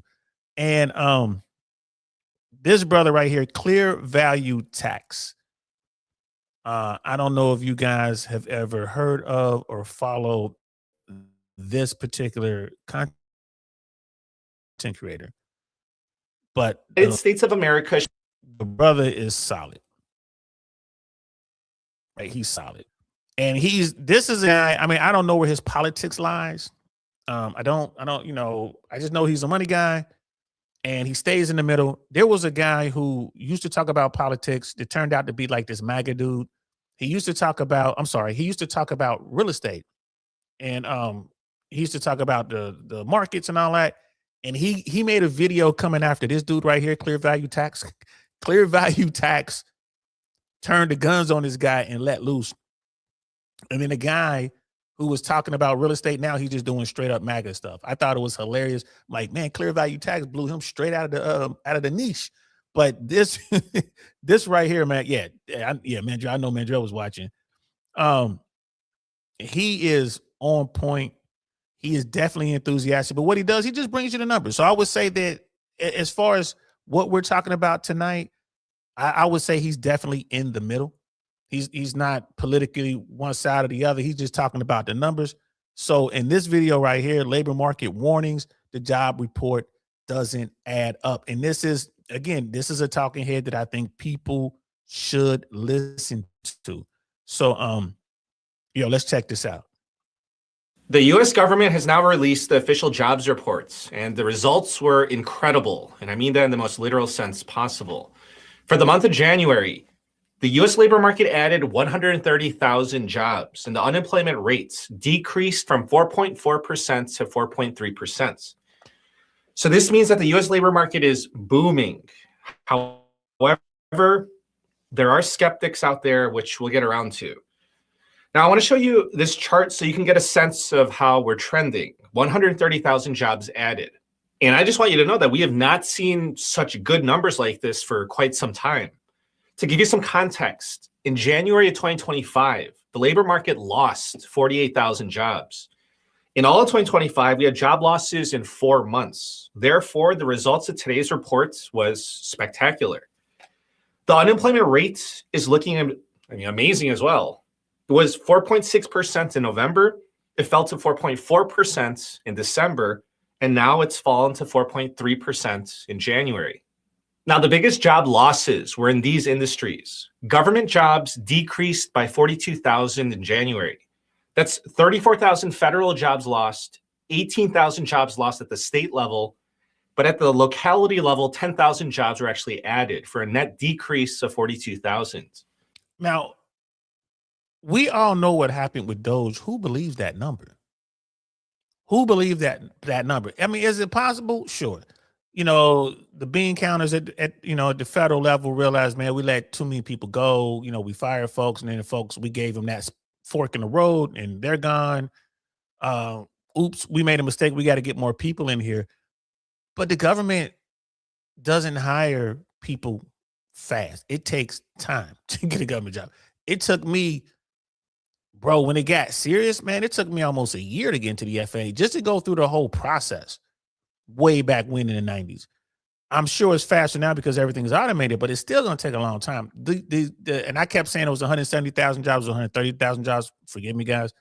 But either way, it doesn't matter what number it is. It's like they're fake. There's no way that number is going to hold up. We know the downward revisions are coming. Financial activities shed 22,000 jobs. Information, 12,000 jobs lost. Transport and warehousing, 11,200 jobs lost. Healthcare added the most jobs in January, coming in at 81,900. And a few other notable mentions. Construction added 33,000 jobs, and manufacturing added 5,000 jobs, that was actually a pleasant surprise because the expectation was that there's going to be 5,000 job losses in manufacturing. Okay, moving on. The report says that wages grew at a rate of 3.7%. And if you compare that to the December CPI inflation reports, that says that inflation is growing at a rate of 2.7%. That means that wages are growing faster than the rate of inflation.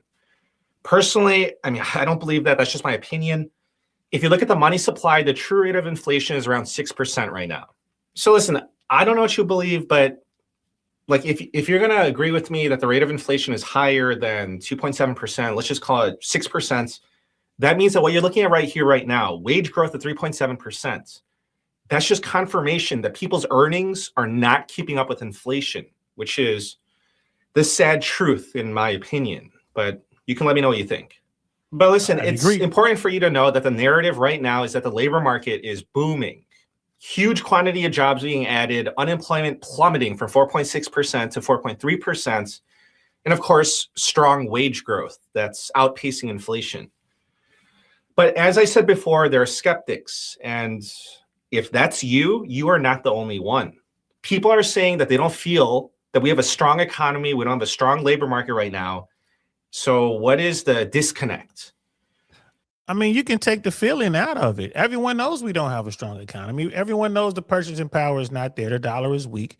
Everyone knows how much it costs for groceries. Everyone knows they're having trouble paying for gas. Everyone knows that people are getting laid off left and right. It's one of those things. It's like, bro, you look at these numbers, it's like, come on, man. And again, they always call these numbers headline numbers. These are the headline numbers. And it's like they do it to get that headline thing, and then bam, you watch the markets do what they do. And then all of a sudden, like the markets will go up, or shoot down because they look at the headline number and then they kind of dig into the numbers, and then you watch what happens. It's like, oh yeah, man, they on some bullshit right here. So, and again, I'm not a very smart man, like Forrest Gump used to say, but I know when someone's pissing on me and it ain't rain, bro. Like don't give me a golden shower and tell me that it's rain. And that's where America is right now.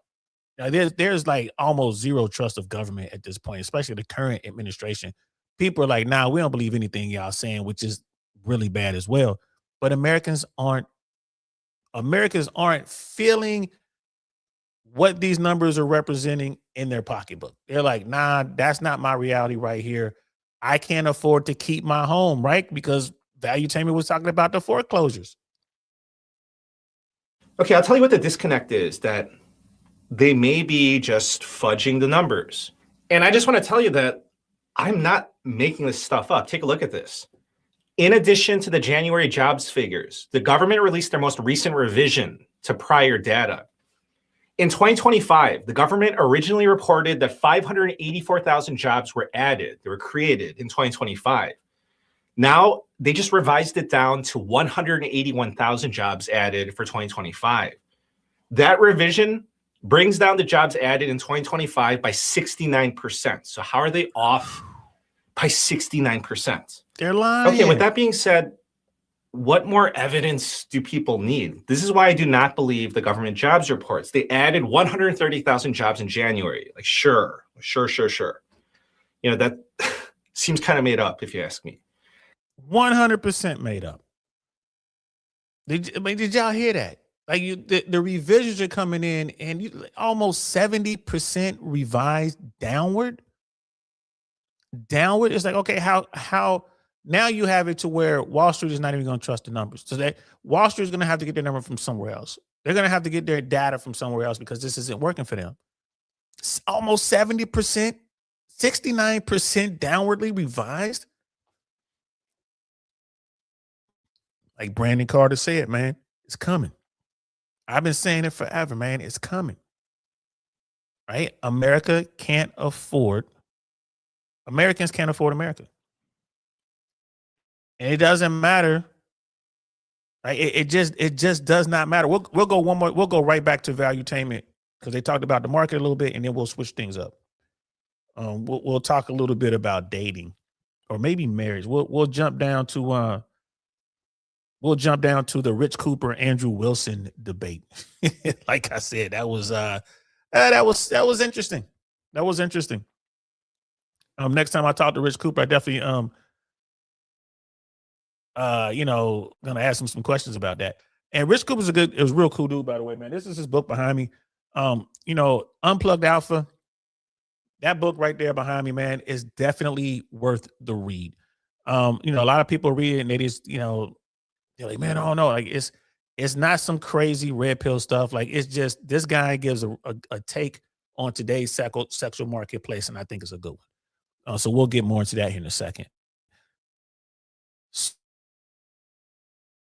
So let's go here. Stock market.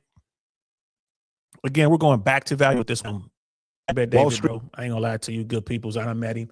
Like I said, Adam. I know Vinny from comedy. Vinny was one hell of a comedian, man. I wonder if he is even doing comedy anymore. Like Vinny would make you laugh. And Vinny came up doing the black rooms in LA. He wasn't afraid to go anywhere and perform. A hell of an actor, hell of a writer. But he's over at Valuetainment doing his thing right now. So let's check this out, man. Here we go. Let me do this.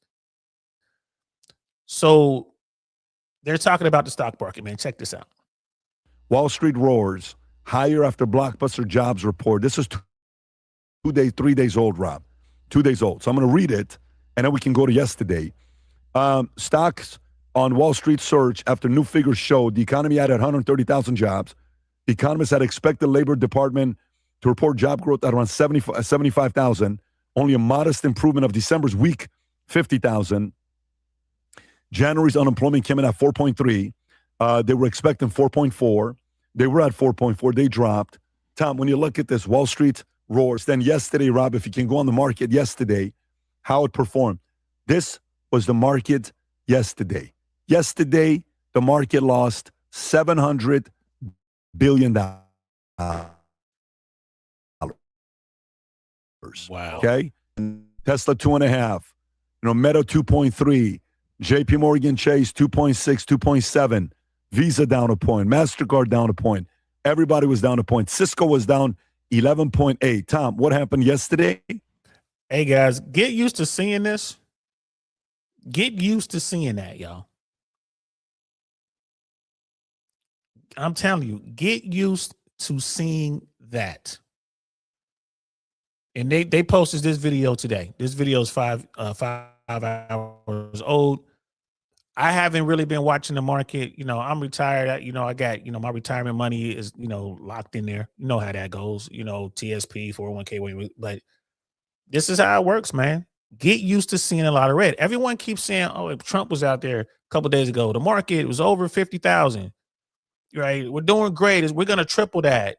Trump's talking about, I did it within a year. They said I couldn't do it. I said I was going to do it in 3 years. I did it in a year. It just shows how clueless Donald Trump is. Do not, if you're a politician, you trying to, especially at that level, presidential level, do not tie, your economic plan to the stock market. Don't do it, because the stock market is not the economy. And everyone knows it's the economy, stupid. That's what matters. Americans are suffering. Donald Trump's numbers are the lowest they've ever been, and they're going to continue to plummet. And what do you think is going to happen moving forward with the market? Yeah. Hey, Rob, will you pull up VIX 1 year? VIX 1 year, a chart on that. So yesterday, there was 3 things that came together and created a storm in the afternoon. The first was there was a lot of AI spooking on layoffs. Second, there was poor guidance by some of the big techs. And then third, everybody thought the CPI that was coming out today, Pat, was going to be higher, proving that starting last April, all the tariffs by Trump created a problem. Well, guess what? The CPI Consumer Price Index came out today 0.3 lower than people thought it was going to come. Came out at 2.4. People were saying it's going to be 2.7, going to be 2.7. Consensus was really about 2.5, but it was actually now down 0.3 from the same time a year ago. So what that means is everyone that said, oh, gloom and doom on the tariffs, this is going to create runaway inflation. The inflation now, Pat, a year later is 0.3, Consumer Price Index, is 0.3 lower than it was when Trump started the tariffs. So the 1 year impact on tariffs as a boogeyman of inflation didn't come true. Today, the markets are back up a little bit, but let's also look at the VIX. So these are daily swings, big daily swings that are happening. Look at the VIX, Pat. 1 year. The VIX is holding around 21, which means that Americans are kind of neutral. The risk is look what happened last April. See when the VIX shot up on what did they call that? Liberation Day, April 1st for tariffs. Look at what the VIX did. It went up over 50. Over 50 means that the market was incredibly nervous and scared. But see that? See how low the line is? That means even though we've had these market shifts up a bit, down a bit, up a bit, down a bit, overall the VIX is been under 21 except for a couple pops. And so that and this is where the politics comes in on valuetainment. This is where the politics comes in. They really want Trump to succeed. That talk about tariffs. Who's paying for the tariffs? Americans are. How do we know? Look at what's going on with prices, right? If there's a tariff on some sort of product that you need here in America, you're going to pay more for it. There's a right now there's a tariff, at least there was a tariff on cognac, like from France. That's where the cognac region is in France. You need cognac is coming from France to be called cognac. You're paying more for your cognac. You're paying more for your Hennessy. Who's paying for that? Are the people or Hennessy paying for that? Right? No, I'm paying for it. If I want to drink it, I'm the one paying the added cost. So that's the politics over there in valuetainment. And like I said, I like watching it. And when they're not talking politics, I'm like, this is cool.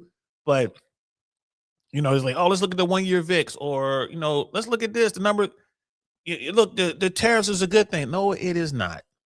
The tariff is a net loss for all Americans. And there's no getting around it. There's no getting around it. Right. So, and then you heard what they were saying about housing and all that, man. So it's just, bro, I look at it and it's like, all right, it's, what I mean? All right, I hear y'all. Like, we cool. I dig y'all, but man, you guys got this wrong. So, all right, I'm done with that. I guess we'll talk a little bit about, let's pivot a little bit. Although George Gammon, like, I like George Gammon. Like, politically, I guess you could say George Gammon is right, but he's not like a crazy political dude. He's all about, he's the rebel capitalist, man. He's all about free market. He hates the central banks. And what Gammon was talking about, it was the same thing Clear Value was talking about. Like, these numbers are wrong. And he's like, it's going to be downwardly revised. And what they're talking about, because George Gammon likes to look at other things. He'll look at T-bills and stuff like that, and he'll look at different rates. So he was on Valuetainment, which was really good. They had a really good conversation. This must have been 2-3 years ago. They haven't brought him back, but I would love to see George Gammon over there on Valuetainment again. But all right, let's switch it up, man. Let's talk about I got dating down here on my notes. Random pick. I got on here random pick. So let me let's see what we're gonna do here. Let's just go. Let's just see what's in my. Let's see what is in the queue. We got Andrew Wilson there. We talked about that. We got Wine Files. Fresh and Fit is on right now. They got Jack Morgan. The guy looks familiar, but I really don't know who he is. I think I've seen that dude's platform. O'Shea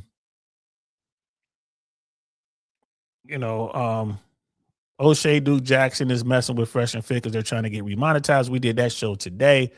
Of course, Fresh and Fit is going to try to get remonetized. YouTube really should monetize them. I think I'm still looking for maybe some dating stuff. We could talk about some silly stuff like what's going on with that. Not seeing anything. What's this? Go. Yeah, F me how I got into the porn industry. Dating apps. Everyone knows a lot of talk about dating apps out there.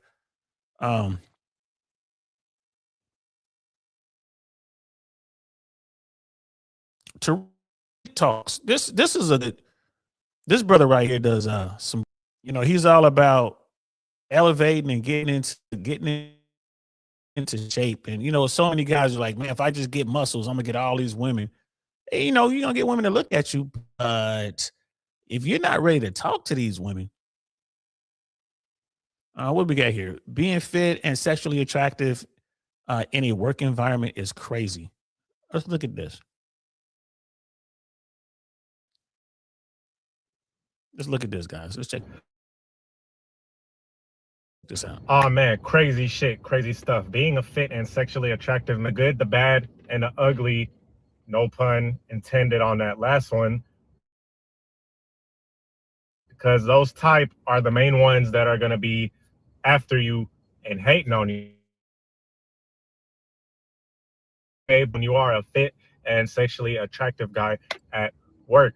And let's just be honest, a lot of us spend most of our time at work. So this is a large portion of where you're going to see some action. Obviously, if you guys use dating apps or if you guys go outside too. But if you have a job, you're pretty much there every single day and you see these chicks every single day and you see your coworkers every single day. So a lot of guys that are going to be fit or are fit and are working on their sex appeal and working on their fitness, this is something that you guys have either faced or will face at some point. This is Tarek Talks. Check out my Instagram, Titan Fitness by Tarek. One-on-one coaching. I help men get in shape. The summer is coming around the corner. Hit your boy up. I'll get you right. All right. So when you're in a work environment, which most of you in a corporate space, in a restaurant, customer service, hospitality, warehouse, Uber, whatever the case is, all of these type of places, and especially female dominant places like your boy Luther Versulian. He used to be a nurse, or still is, I'm not quite sure, but he talks about when he was a nurse and all the play that he got. Yes, he is not lying. He is 100% true, especially in the medical field, because the medical field is full of what? Women. It's a woman-dominated space. So of course, those guys, those male nurses, they're not very common. So they're gonna get a lot of play at that, right? If you work in a medical environment, you work in like a warehouse, by you or wherever, corporate. If you work in an office space, if those still exist as much, not as much, but they still, office spaces still exist. So you work in those spaces, there's going to be a crap ton of women. And by you being fit and sexually attractive, let's be honest, you're going to stick out like a freaking sore thumb. You're going to be like that guy that gets attention, especially if you're the newbie, you're the fresh meat. All the females are already looking at you, talking to each other, already conspiring about you. And that's the good parts. The bad parts comes with those guys that are flabby as hell, the couch coaches that watch that dick ride all the athletes and watch 2-3 hours of sports and get big as hell because all they're doing is eating Doritos. All right, so I'm listening to him right now, and he's talking about dating, at work and at the workplace, corporate, real dangerous. At the hospital, kind of crazy. Like I hope that he goes into how, how that, to me, like dating at work, to me is a no-go. I'm just gonna keep it 100, bro. It's a no-go. It's a no-go. Yeah, man. Like nurses got quite the reputation. Nurses and flight attendants, they got quite the reputation. I ain't gonna lie to you, man. And political operatives, especially Republicans, they managed to keep You know what I'm saying? They managed to keep what they're doing on the low. They're able to go out here and move. You know what I'm saying? They're stealthy with it, but people be talking about how conservative Republicans are and all that. Bro, I'm telling you, when they blow the steam off, man, they blow the steam off. You know what I'm saying? But I hope he talks about not dating at work. I tell dudes all the time, like, man, don't date at work and don't date in the gym. If you're gonna be in the gym trying to date, don't be at your home gym. Go visit some other gym somewhere. Like you got, you know, if you're with LA Fitness, don't go to the LA Fitness you always go to. Go to another LA Fitness on the other side of town if you're trying to holler at somebody. Don't mess up where you are most of the time. Dating at work today, man, you really have to know what you're doing to pull that off. There, fellas, if you out here and you thinking about, you know what I'm saying, approaching Susie and you want to have a relationship with Susie and y'all work together, man, really think that through. Really think it through. But let's see if he gets into it. Let's see if he really gets into the pitfalls. He's talking about the guys who are out of shape and the player haters and all that. Man, that's nothing. Right? You know, he's talking about the women. How they talking like, yo, you fresh meat. And they're over there gossiping. They ain't trying to figure out who's gonna make the first move. Bro, if you're a real player, man, you are not gonna run through the women that you work with. That is just dumb. Main ones that are gonna hate on you, I'm gonna get to those guys in a second because you're gonna be dealing with this probably all the time, okay, whether you want to or not. But you know, all the women are gonna be looking at you, especially when you first walk in. They're gonna be to each other and they'll be like, dang, you know, that dude, he's probably gonna run through the office because you're not common whatsoever, dude. Most of the guys that you work with, and this is no knock, this is not trying to be an a-hole, I'm not trying to be funny. I was one of these guys too, right? Most of the guys are, like I said, very attractive, most like married to a wife that doesn't even like them. You know, their wife is probably cheating on them too. You know, most of them are overweight as hell. Most of them have dad bods. Like I said, watch 5 hours of sports a day, but talk about they're too busy to go to the gym and stuff like that. And they're super thirsty, right? Every time they see a chick, they're going to be super thirsty. They're going to try to buy her lunch. They're going to be buying her gifts. I've seen this before, you know, young ladies that I dealt with that worked in corporate spaces. The biggest simps are those older guys that are there, or the guys that work with them. They're going to be buying them presents. They're going to be buying them food on a lunch break. Oh yeah, I got you. You know, and there's nothing wrong with treating a friend or whatever, but I'm just saying they're doing it to gain some sort of favor, to kiss up, you know, being super nice, just being very, what we would like to call simpy, doing too much. They're doing way too much. They probably follow them on social media, probably texting them a crap ton, right? So that's what she's used to.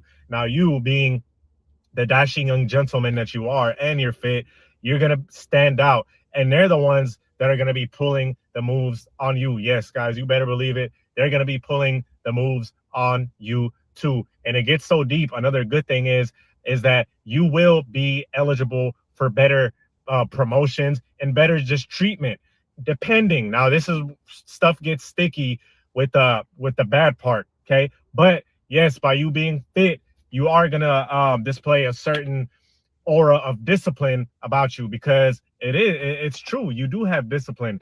You're obviously way more disciplined than like 90%. All right, this is, you know, I hear a lot of this rhetoric in the red pill world. Being fit is you want to be fit. You want to, you want to be the best version of yourself. And part of that is being fit. Do you have to be ripped, 6-pack, crazy, jawline, looks max and smashing your face with a hammer? No.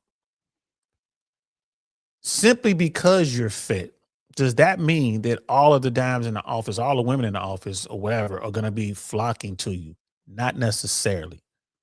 Because there are a lot of dudes out here who are fit and they are weirdos, right? You got to get past being a weirdo first. This is where game comes in. And shout out to old boy. Like, I don't know him. I know his content. He's consistent with his content. You know what I mean? Definitely you can see dude made a change. Like he's having success being fit, getting into the gym. He's getting the results he wants to get. That's what's up. but that does not guarantee you success with women. And the fact that he's kind of co-signing a green light or giving a green light to trying to talk to women you work with, especially in corporate, bro, that is a no-no. That is a no-no. Girl, you know, me and God got an arrangement. I stay out of his church, right? And you know what I'm saying? And he looks out for me. I stay out of church. You know, like you got cool kids in church. There's a hierarchy in the church. People aren't really, in my opinion, trying to better themselves spiritually or study and all that kind of stuff. The church is a business, and there's a lot of women in the church that are just trying to be a born again version. It's like, all right, I've been out here doing my 304 thing. I had my 304 phase, and I'm ready to be that woman now. And you know, they go to church to hear what they want to hear. It's okay. You know, men don't care about that. And I tell women all the time, like, yeah, dudes do care about it. I'm sorry. You can have a high body count if you want to, but you need to keep it in the closet. Make sure that, you know, you need plausible deniability. And now with, you know, you done filmed all this stuff. You got all over your social media, all these dudes around, all this kind of stuff. The guys you want going to figure it out. They're looking at what you're posting and see what's going on. And like, yeah, she can't afford a trip to Dubai. How did she get to Dubai? Who paid for that? Right? She doesn't own an Aston Martin. What's she doing riding around in Aston Martin? Whose car is that? Right? She doesn't own a boat. Like, whose yacht is she on? Guys, the guys that they want see all that kind of stuff. The other dudes, the dudes who are just hitting the gym and trying to figure it out. Yeah, them dudes, they're going to go chase after her or whatever. But those guys don't have enough game. They don't have the foresight. They don't have the understanding to figure it out. And what he's talking about with these dudes getting fit, going to work and starting to hit on women, that does not make any sense to me whatsoever. Let's listen to a little bit more. 5% of the office, because trust me, I have seen office parties that go on when I go to restaurants and stuff. I live in Houston, you know what I'm talking about? I live in H-Town. So there's people party like we're the new New York. We're the Southern New York. By the way, y'all need to stay out of Houston, man. Y'all out of towners flooding the city. It's getting ridiculous. But now Houston is coming because players are coming down there doing what players do. And says, I ain't say that. Don't get mad at me. Like you said, some of y'all, like, you know what I mean? I would say the vast majority of people who go to Bible study, if you got 10 people who come to Bible study and they come to Bible study religiously, either virtually or in the church, and people who are really, you know, trying to live that life, that's good. We're all sinners. I get that. But you know what I'm talking about, sis. You know what I'm talking about. I can't tell you how many times I done met somebody, and then within a matter of hours, we doing grown up stuff, man. We making it happy. We doing things, and then, you know, at the even both of us would be like, I can't believe we did that. It's like, ugh. Oh, that's nasty. We had nasty in a good way, and then they get up and go to church. Right. And I mean, I've had women drop me off at home on her way to church, knowing like, bro, we just did some nasty stuff. And again, not knocking it. It is what it is. So I ain't gonna lie to you. I stay out of the church. I stay out of the church. I digress. That's another topic for another channel to do. But I see office parties all the time. All the dudes, some of them, some guys, I'm not even gonna lie to you guys, I can't tell if they're men or women, right? Just very big breasts, very soft looking face. You know what I'm saying? And I'm not trying to be funny. I'm not trying to be funny at all. It's just what it is. You know, it's just what it is. Somebody, if you are in corporate or you're working in like junior corporate or whatever, you know, a smaller business is just a startup or something like that. Go to your corporate party for whatever reason, right? Hang out there for a hot second and then go to somebody else's corporate party where you do your hunting. Don't do it there. There's so many guys that get themselves in trouble because everybody's getting loose, having a good time. Right. And next thing you know, something happens in the copying room or something happens in the closet somewhere at work. Somebody's getting loose doing their thing. And then they sober up and they don't like the fact that they did their thing. And people saw them slide into the bathroom with you, or they saw you slide into the closet with you. They know what happened. Now your reputation has been tarnished. And then you're going to, you know, it's a good chance that that person can flip it on you. Like, oh, I didn't want to do that. You took advantage, blah, blah, blah. They go to HR. Now you got a real problem. Dude, do not. I have to keep doubling down on this, man. Do not mess with people, women that you work with. If you do, you must know what you're doing. You have to be a Sith Lord. You got to get her to join me, and together we can rule the galaxy. That's what you got to get her to do. And if you know what you're doing and you rocking it like that, then hey, man, knock yourself out, do you? But even the guys who know what they're doing, they're like, man, we are running a risk. They're running it on the edge. So you got to be careful. They might think I'm ass ugly, and they have every right to think that, right? But with that being said, hey, look, I'm just telling you guys what I see, and that's what women most of the time are looking at when they're in an office. They see Joe Schmo over here with a big old beer belly that's either A, like I said, married to a wife that doesn't like him and is thirsty, and despite that, he's still trying to flirt with the chicks in the office, right? He's trying to flirt with that 19-year-old new girl that just got hired in a restaurant. Personal experience, some shit that I've personally seen. He getting her, he getting her too. Fellas, I'm here to tell you, man, being fit is what's up. You should be doing that. But don't get fit and believe that simply because you in shape, that you're gonna go from being invisible to being a player. It doesn't work that way. The fat guy he's talking about, the fat guy, if he has game, is gonna run through them chicks. That's what he's talking about. They're gonna run through them. Y'all think fat boys ain't getting on? What about Big Pun? What about Fat Joe? What about Heavy D? The overweight lover Heavy D. For y'all youngins don't know what I'm talking about. Look them up. Right? What about Big?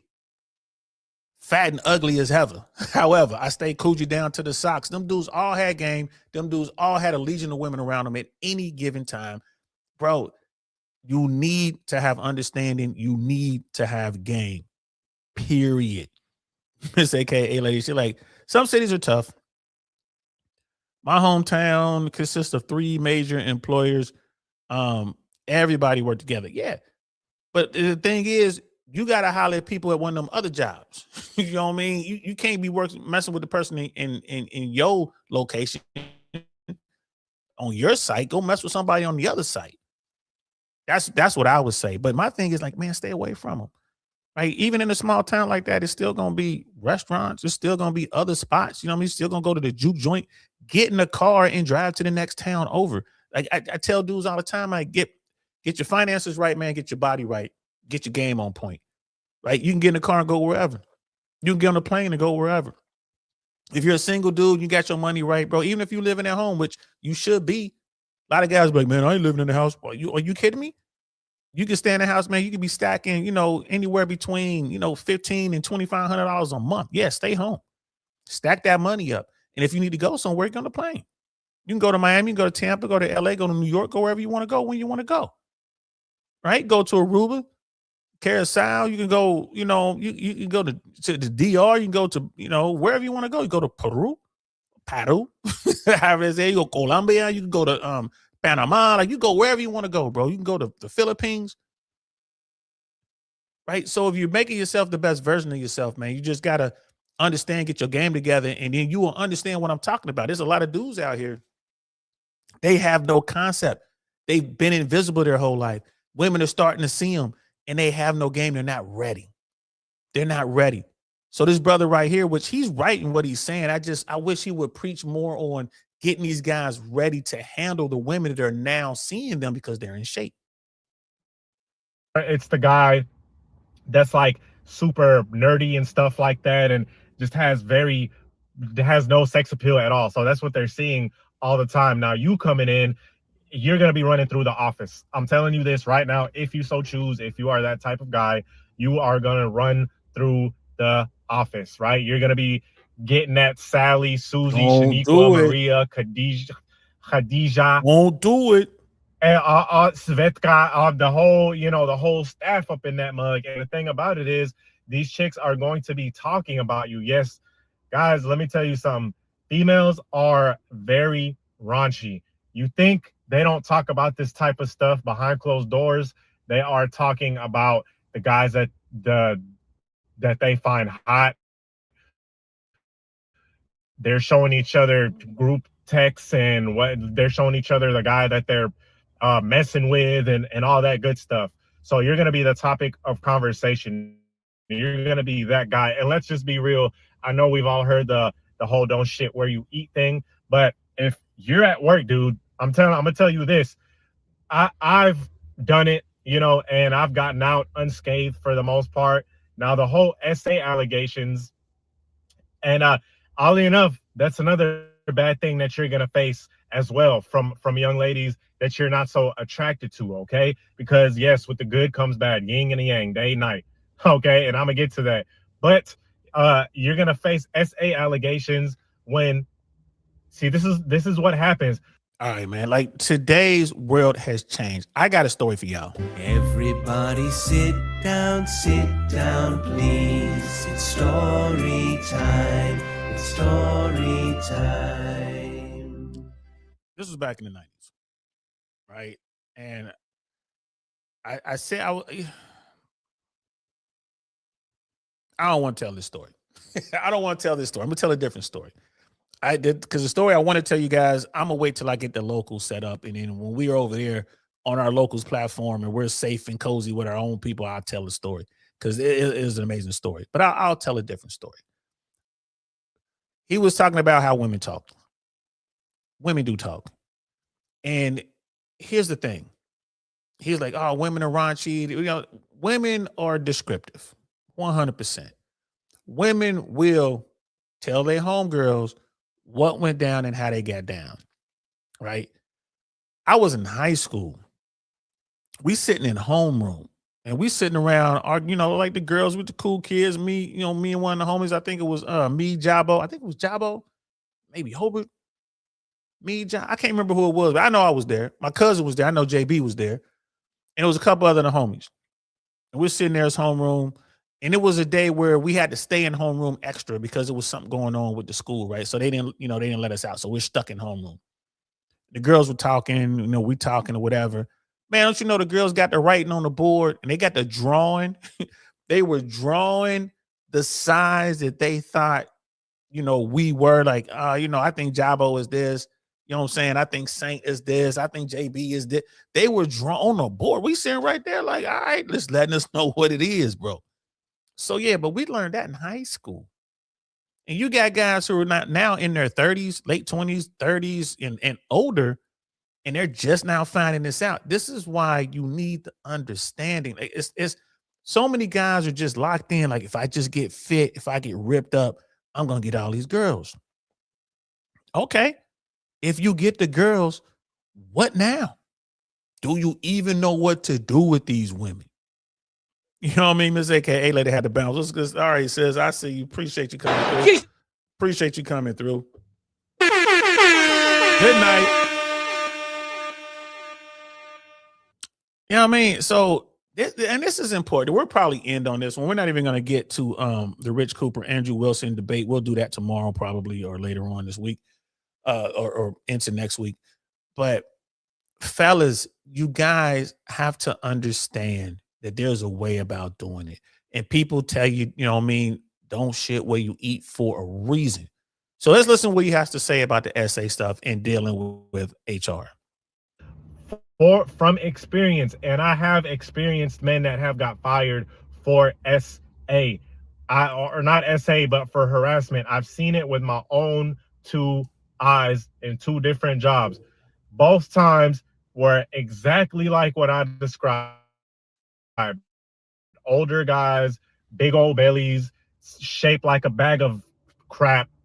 You feel me? Being consistently thirsty, trying to holler at the chick, and she keeps turning them down, and they keep going after her, not realizing the hint, and they get fired because the chick calls in or she reports the guy for doing too much, and he gets fired. Okay. Now we've all seen the famous meme of the difference between flirting and SA. Very real. Okay. Not saying that a guy that is SCally attractive is immune from those allegations, but I'm gonna tell you this: when you're fit and sexually attractive, I'm gonna tell you this: they're gonna come to you. They're gonna be flirting with you. They're gonna be coming to you, and unfortunately, just like those older guys that are married and unhappy ass relationships, or just, relationships that ain't working out or what have you, or they're just hoes. Same thing with females, man. Unfortunately, and I'm not saying this in a way that I'm gloating or bragging, because it is disgusting. Quite frankly, it is disgusting. And I don't condone it like all the other channels. Yeah, I know I'm going against the grain of the brotherhood. Man, you know, that's beta of you to care that a chick is married. That's not your problem. Yeah, they're saying that now until the shit comes back around, right? What goes around comes around type of stuff. But yes, married women and women in relationships, unfortunately, are going to be hitting on you. As a matter of fact, man, a lot of these guys that are players or whatever you want to call it, they'll tell you their easiest targets are married broads. It's fucking disgusting, but it's very true. Okay. But here's the thing, bro. A lot of these women won't even tell you they're married. You know what I'm saying? Or they'll tell you like, oh, we're separated. They'll once they get you by yourself, man, they gonna hit you with some game. They gonna spin their story, and you're gonna be more than willing to listen to their story. But I mean, just making up numbers, I would say, you know, almost 45% of the time, 50% of the time, I find myself dealing with a woman who's in a situation, a long-term situation, married or something like that. Like, she didn't even tell me until after the fact. You find out later, like, what? You married? Oh, yeah. I guess I should have told you. And the thing is, I'm not, at that point, I ain't worried about HR. I'm worried about this dude. Like, who is this dude? I don't even know who he is. I don't know what he looks like. Does he know who I am? You know what I mean? Like, I'm starting to think, like, did he see my text messages? Like, what's going on? That's like a whole nother issue, man. So, you know, I'm going to leave it there. You know, I'm going to leave it there with my man. You know what I'm saying? But I'm definitely going to drop him in the chat. But besides my bad, hit the wrong button. I'm definitely going to drop him. I'm going to put him, this video in the description, guys. Tarek Talks, man. Let me write it down so I don't forget. And I'm going to shut it down too, because this Hennessy is starting to kick in. I ain't gonna lie to y'all. I need to be able to talk to y'all, because normally when I do a Lit Saint, I do it after I go out. Like, I might out doing whatever I'm doing, and then it's when I get home and I just turn it on. And next time, I would say next time I'm gonna do it that way, but I doubt if I even go out, bro. Like I said, man, we need to be saving money, not spending money. So I'm gonna leave it there. If you're fit, bro, if you gone from being a fat boy and you've been like an invisible fat guy, and now you're fit and women are starting to holler at you, you really need to get your game up. You know what? Before I leave, I'm gonna pull up one more, a dose of game. That brother right there. That brother right there really breaks it down. And I think he has a video when he was talking about dating in the workplace. We'll end with a dose of game. Let me see if I can find the video real quick. Uh-oh. Yeah, man, I can't even type right now. This Hennessy is Hennessy. It does work. Dating at work. Let's see if I can find that. Workplace dating. My video came right up. Workplace dating. That's 8 minutes from Through the Red Pill Lens. We're not gonna watch that. We're gonna watch How to Date Like a Player, Checkmate. I can't find it. Give me a second. I'm gonna find this, man, because supposed to be dropping some really good game. A date to listen to. You need to listen to a player, right? You need to listen to a player. If you're going to date at work, there's definitely a way to do it. And you could lose so much if you do it wrong. So you really need to know how to do it. And I'm not a fan of dating, you know, and smashing women that I work with. I'm not a fan. Have I done it? Yeah. Of course I have. Right? But I knew what I was doing. And I knew that the woman was about it, and I knew what she had on the line versus what I had on the line. You just got to know who you're dealing with, because if you choose to pursue the wrong woman, or if you allow the wrong woman to basically give to you, you can find yourself in a very, very, very bad. Here it is right here. Bad situation. How to pick up women where you work. So let's let's watch this. Yeah. Let me write him down so I don't forget. Dose of game. I'm going to put his link. I'm going to add him, you know what I mean? So you guys can check this out. The Dose of Game. The videos won't be in the description, but you will be able to find the web pages. I'm going to add everyone. I'm going to put them in the description so you can go to the web. You know, you can go to their YouTube channels and find the videos. Let's pull this up, man. Let's check this out. This is a Dose of Game, how to pick up women where you work. Again, listen to what this brother is talking about. And I agree with everything he's about to say. Here we go. How to pick up women where you work. When guys ask me about dating women at the job, I'm usually against it, and I'll tell you why. But first, I need all my players to go to Players University and check out the new curriculum and classes that just dropped. If you're ready to take your game to the next level, then Players University is for you.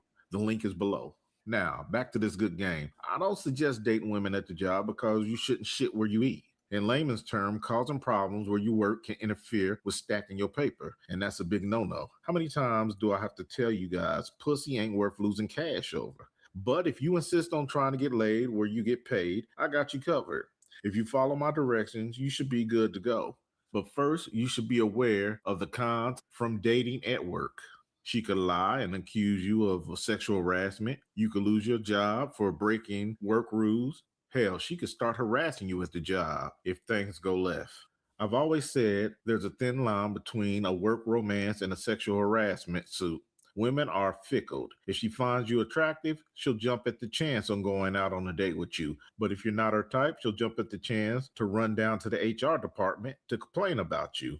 But I can tell you're determined on getting some workplace nookie. So here's how you do it.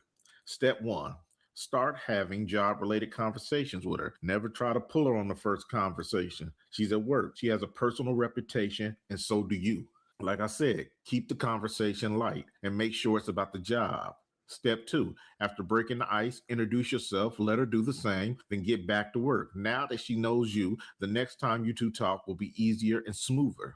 After a few more work-related conversations, you can kind of move the conversation towards other topics. Never sex, never relationship questions, though. Just other topics. But before you do this, make sure you have established a solid rapport with her. Here are a few ways you will know if you did this. If she starts initiating conversations with you out of the blue, then you did a good job. If she starts joking with you, then you did a great job.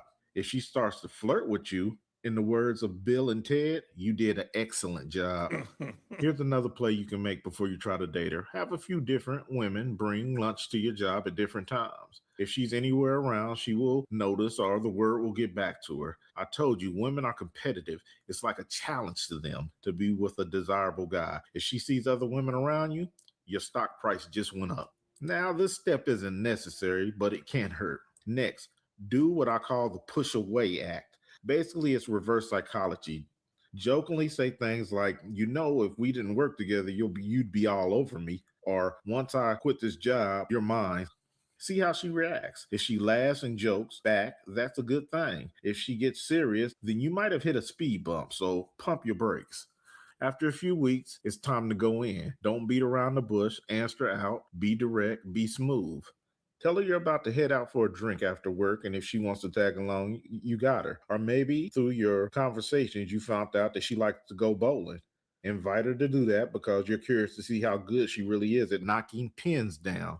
It doesn't matter where you asked her to go as long as she says yes. But if she says no or makes an excuse why she can't, don't push it. Leave it alone. Just reply, that's cool, and if she ever changes her mind, it's an open invitation. If she really was busy, she will bring up the subject of going out again. If she's not interested, she won't. Either way, don't push the issue. As a man, you're already skating on thin ice in the post-Me Too era. And there you have it, how to answer women you work with out on dates and what signs and signals to look out for. Now, if you're interested in going deeper and taking your game to the next level. And you know what? That was some real boss level stuff right there, man. And there's a lot of guys. A lot of guys don't realize, you know, the game that he really put out there.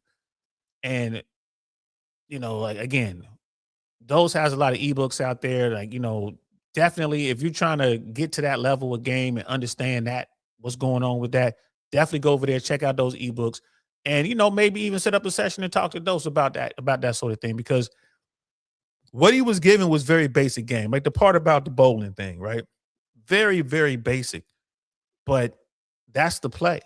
If she's in the bowling, you paying attention to what she's saying, and she's talking about she's a really good bowler, bro, you can just make a challenge. Like if she says something, or it's she can make some sort of comment or whatever, and it's kind of a competitive contest. It's like, well, look, I tell you what, if you want me to take on that little extra work and handle that project with you, if you can beat me best 2 out of 3 bowling, then I'll do it. Something like that. Like, I need you to work my Saturday for me. I need you, hey, can you cover for this event, or can you do whatever? Something, something along those lines.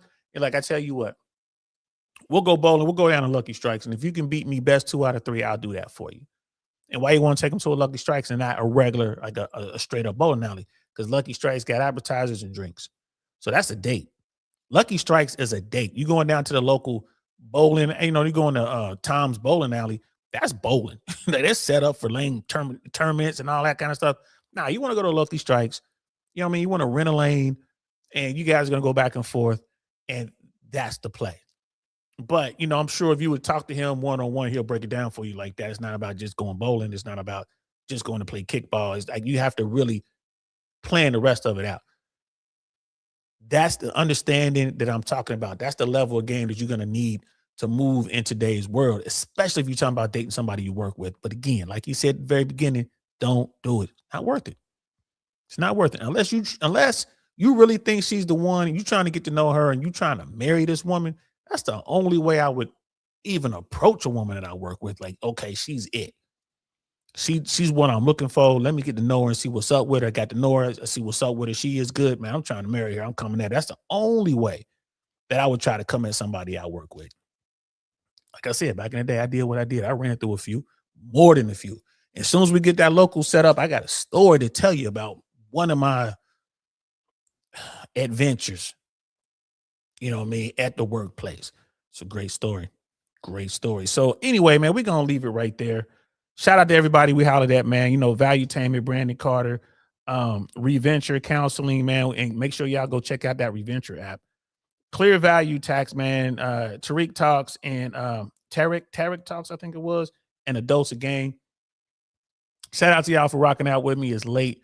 Kind of doing a Lit Saint episode, man. I appreciate y'all rocking out with me. If you're watching this on Team Replay, every video that we watch, the YouTube channel will be in the description below. Just go down there and hit that YouTube channel. Go over there, like, subscribe, and support those channels, share those channels. Do the same thing with us right here. Man, I appreciate y'all. Just understand, man, we're headed for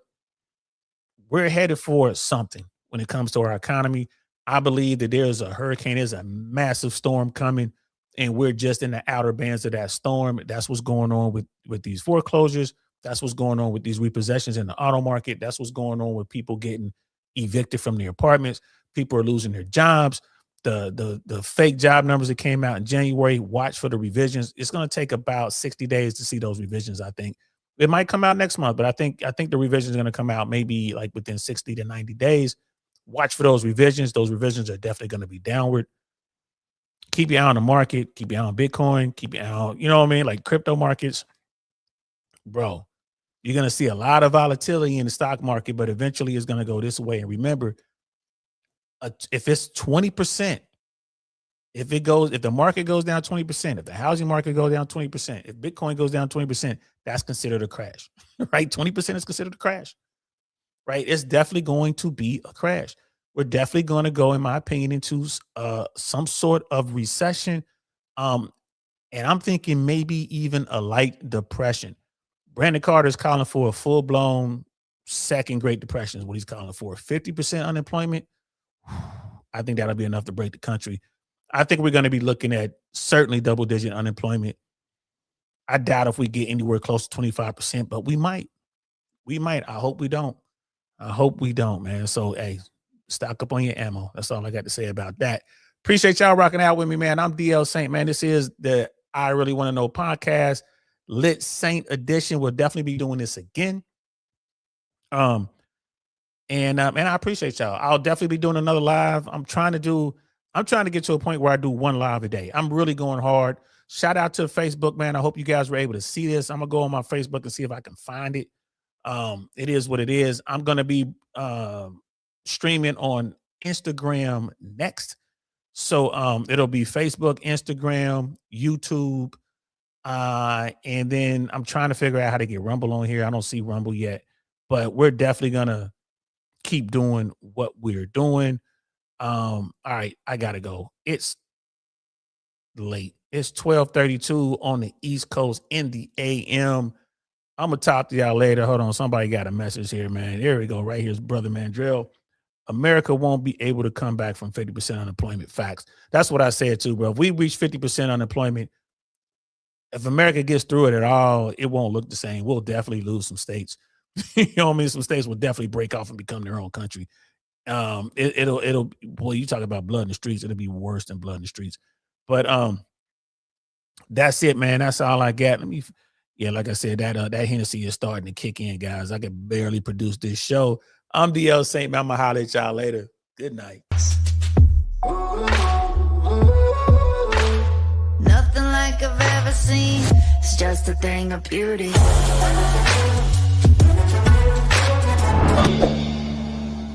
Darn, that's the end.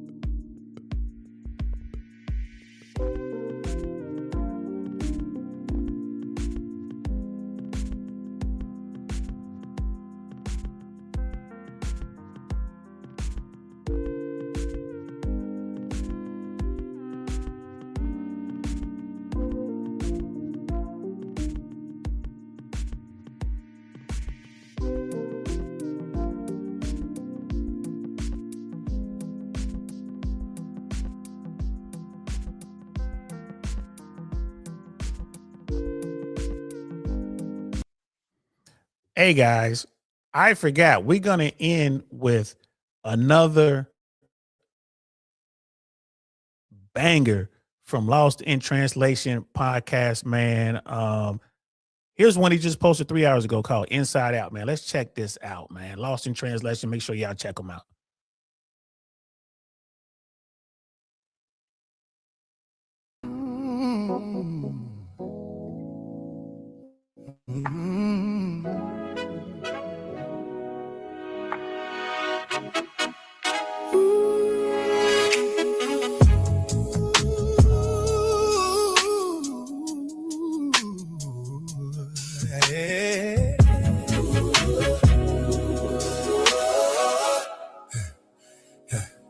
I was sent to the monument, solid stone, a solitary soul, seating hound the throne, cool as a static before the storm forms, self-contained, complete, naturally warm. Then you enter my atmosphere, clear, and the laws of gravity disappear. I ain't a planet caught in the night, I'm in your orbit, drawn by your light. It ain't a touch, it's the powder in your hands. Not a command, but the way that you stand. It's a quiet, intellectual fire, my one and only true desire. Cause I'm inside out. Ever since your love got a hold on me. Yeah, inside out. You spun my head and my heart into sweet disarray. Oh, inside out. Don't you ever let me be.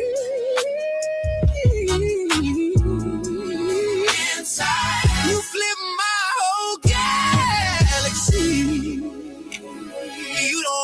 voice, you lower the boom. A whisper that fills up the room. Don't chase the wind, you let it blow and it circles back, just so you know. You're the hush and the hurricanes I, and the reason the winds reply. You move like Sunday, steady and slow. With this fire in the way you blow, you got me thinking in a new key, Lord. Got me praying on my knees, Lord. Me living like I'm finally free, Lord. Your love today is not a war. I've been seen out of shore. I'm diving deeper, asking for more. Heart in your hands, mind in your sway. I don't resist, I gravitate. Heart in your hands, mind in your sway. You don't hold tight, you ain't gonna gravity thing. I'm inside, the special love got a hold on me. Yeah, inside, you throw my head in my heart where they wanna be. Yeah, yeah. Don't you know I'm finally free?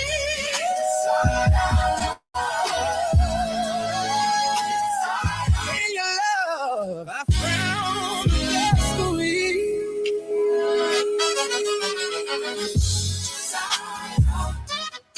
Never let me go. Free me.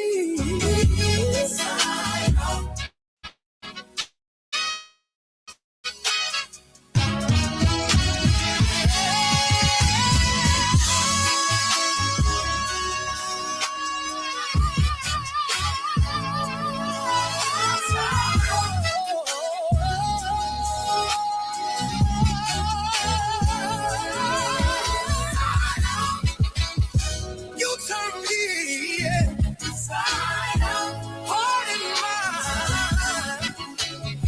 You redefine. Don't let me fall, just hold me now.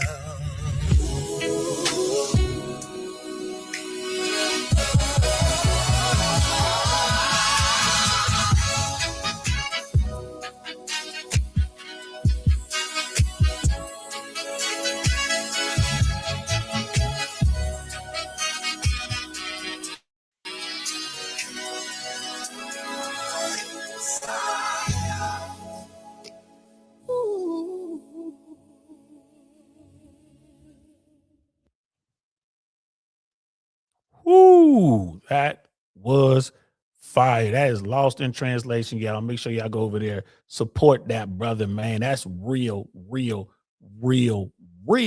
music. Man, that was fire. Thanks for watching. We really appreciate your support. And if you like that video, check out this one or maybe that one. We'll see you around. Peace.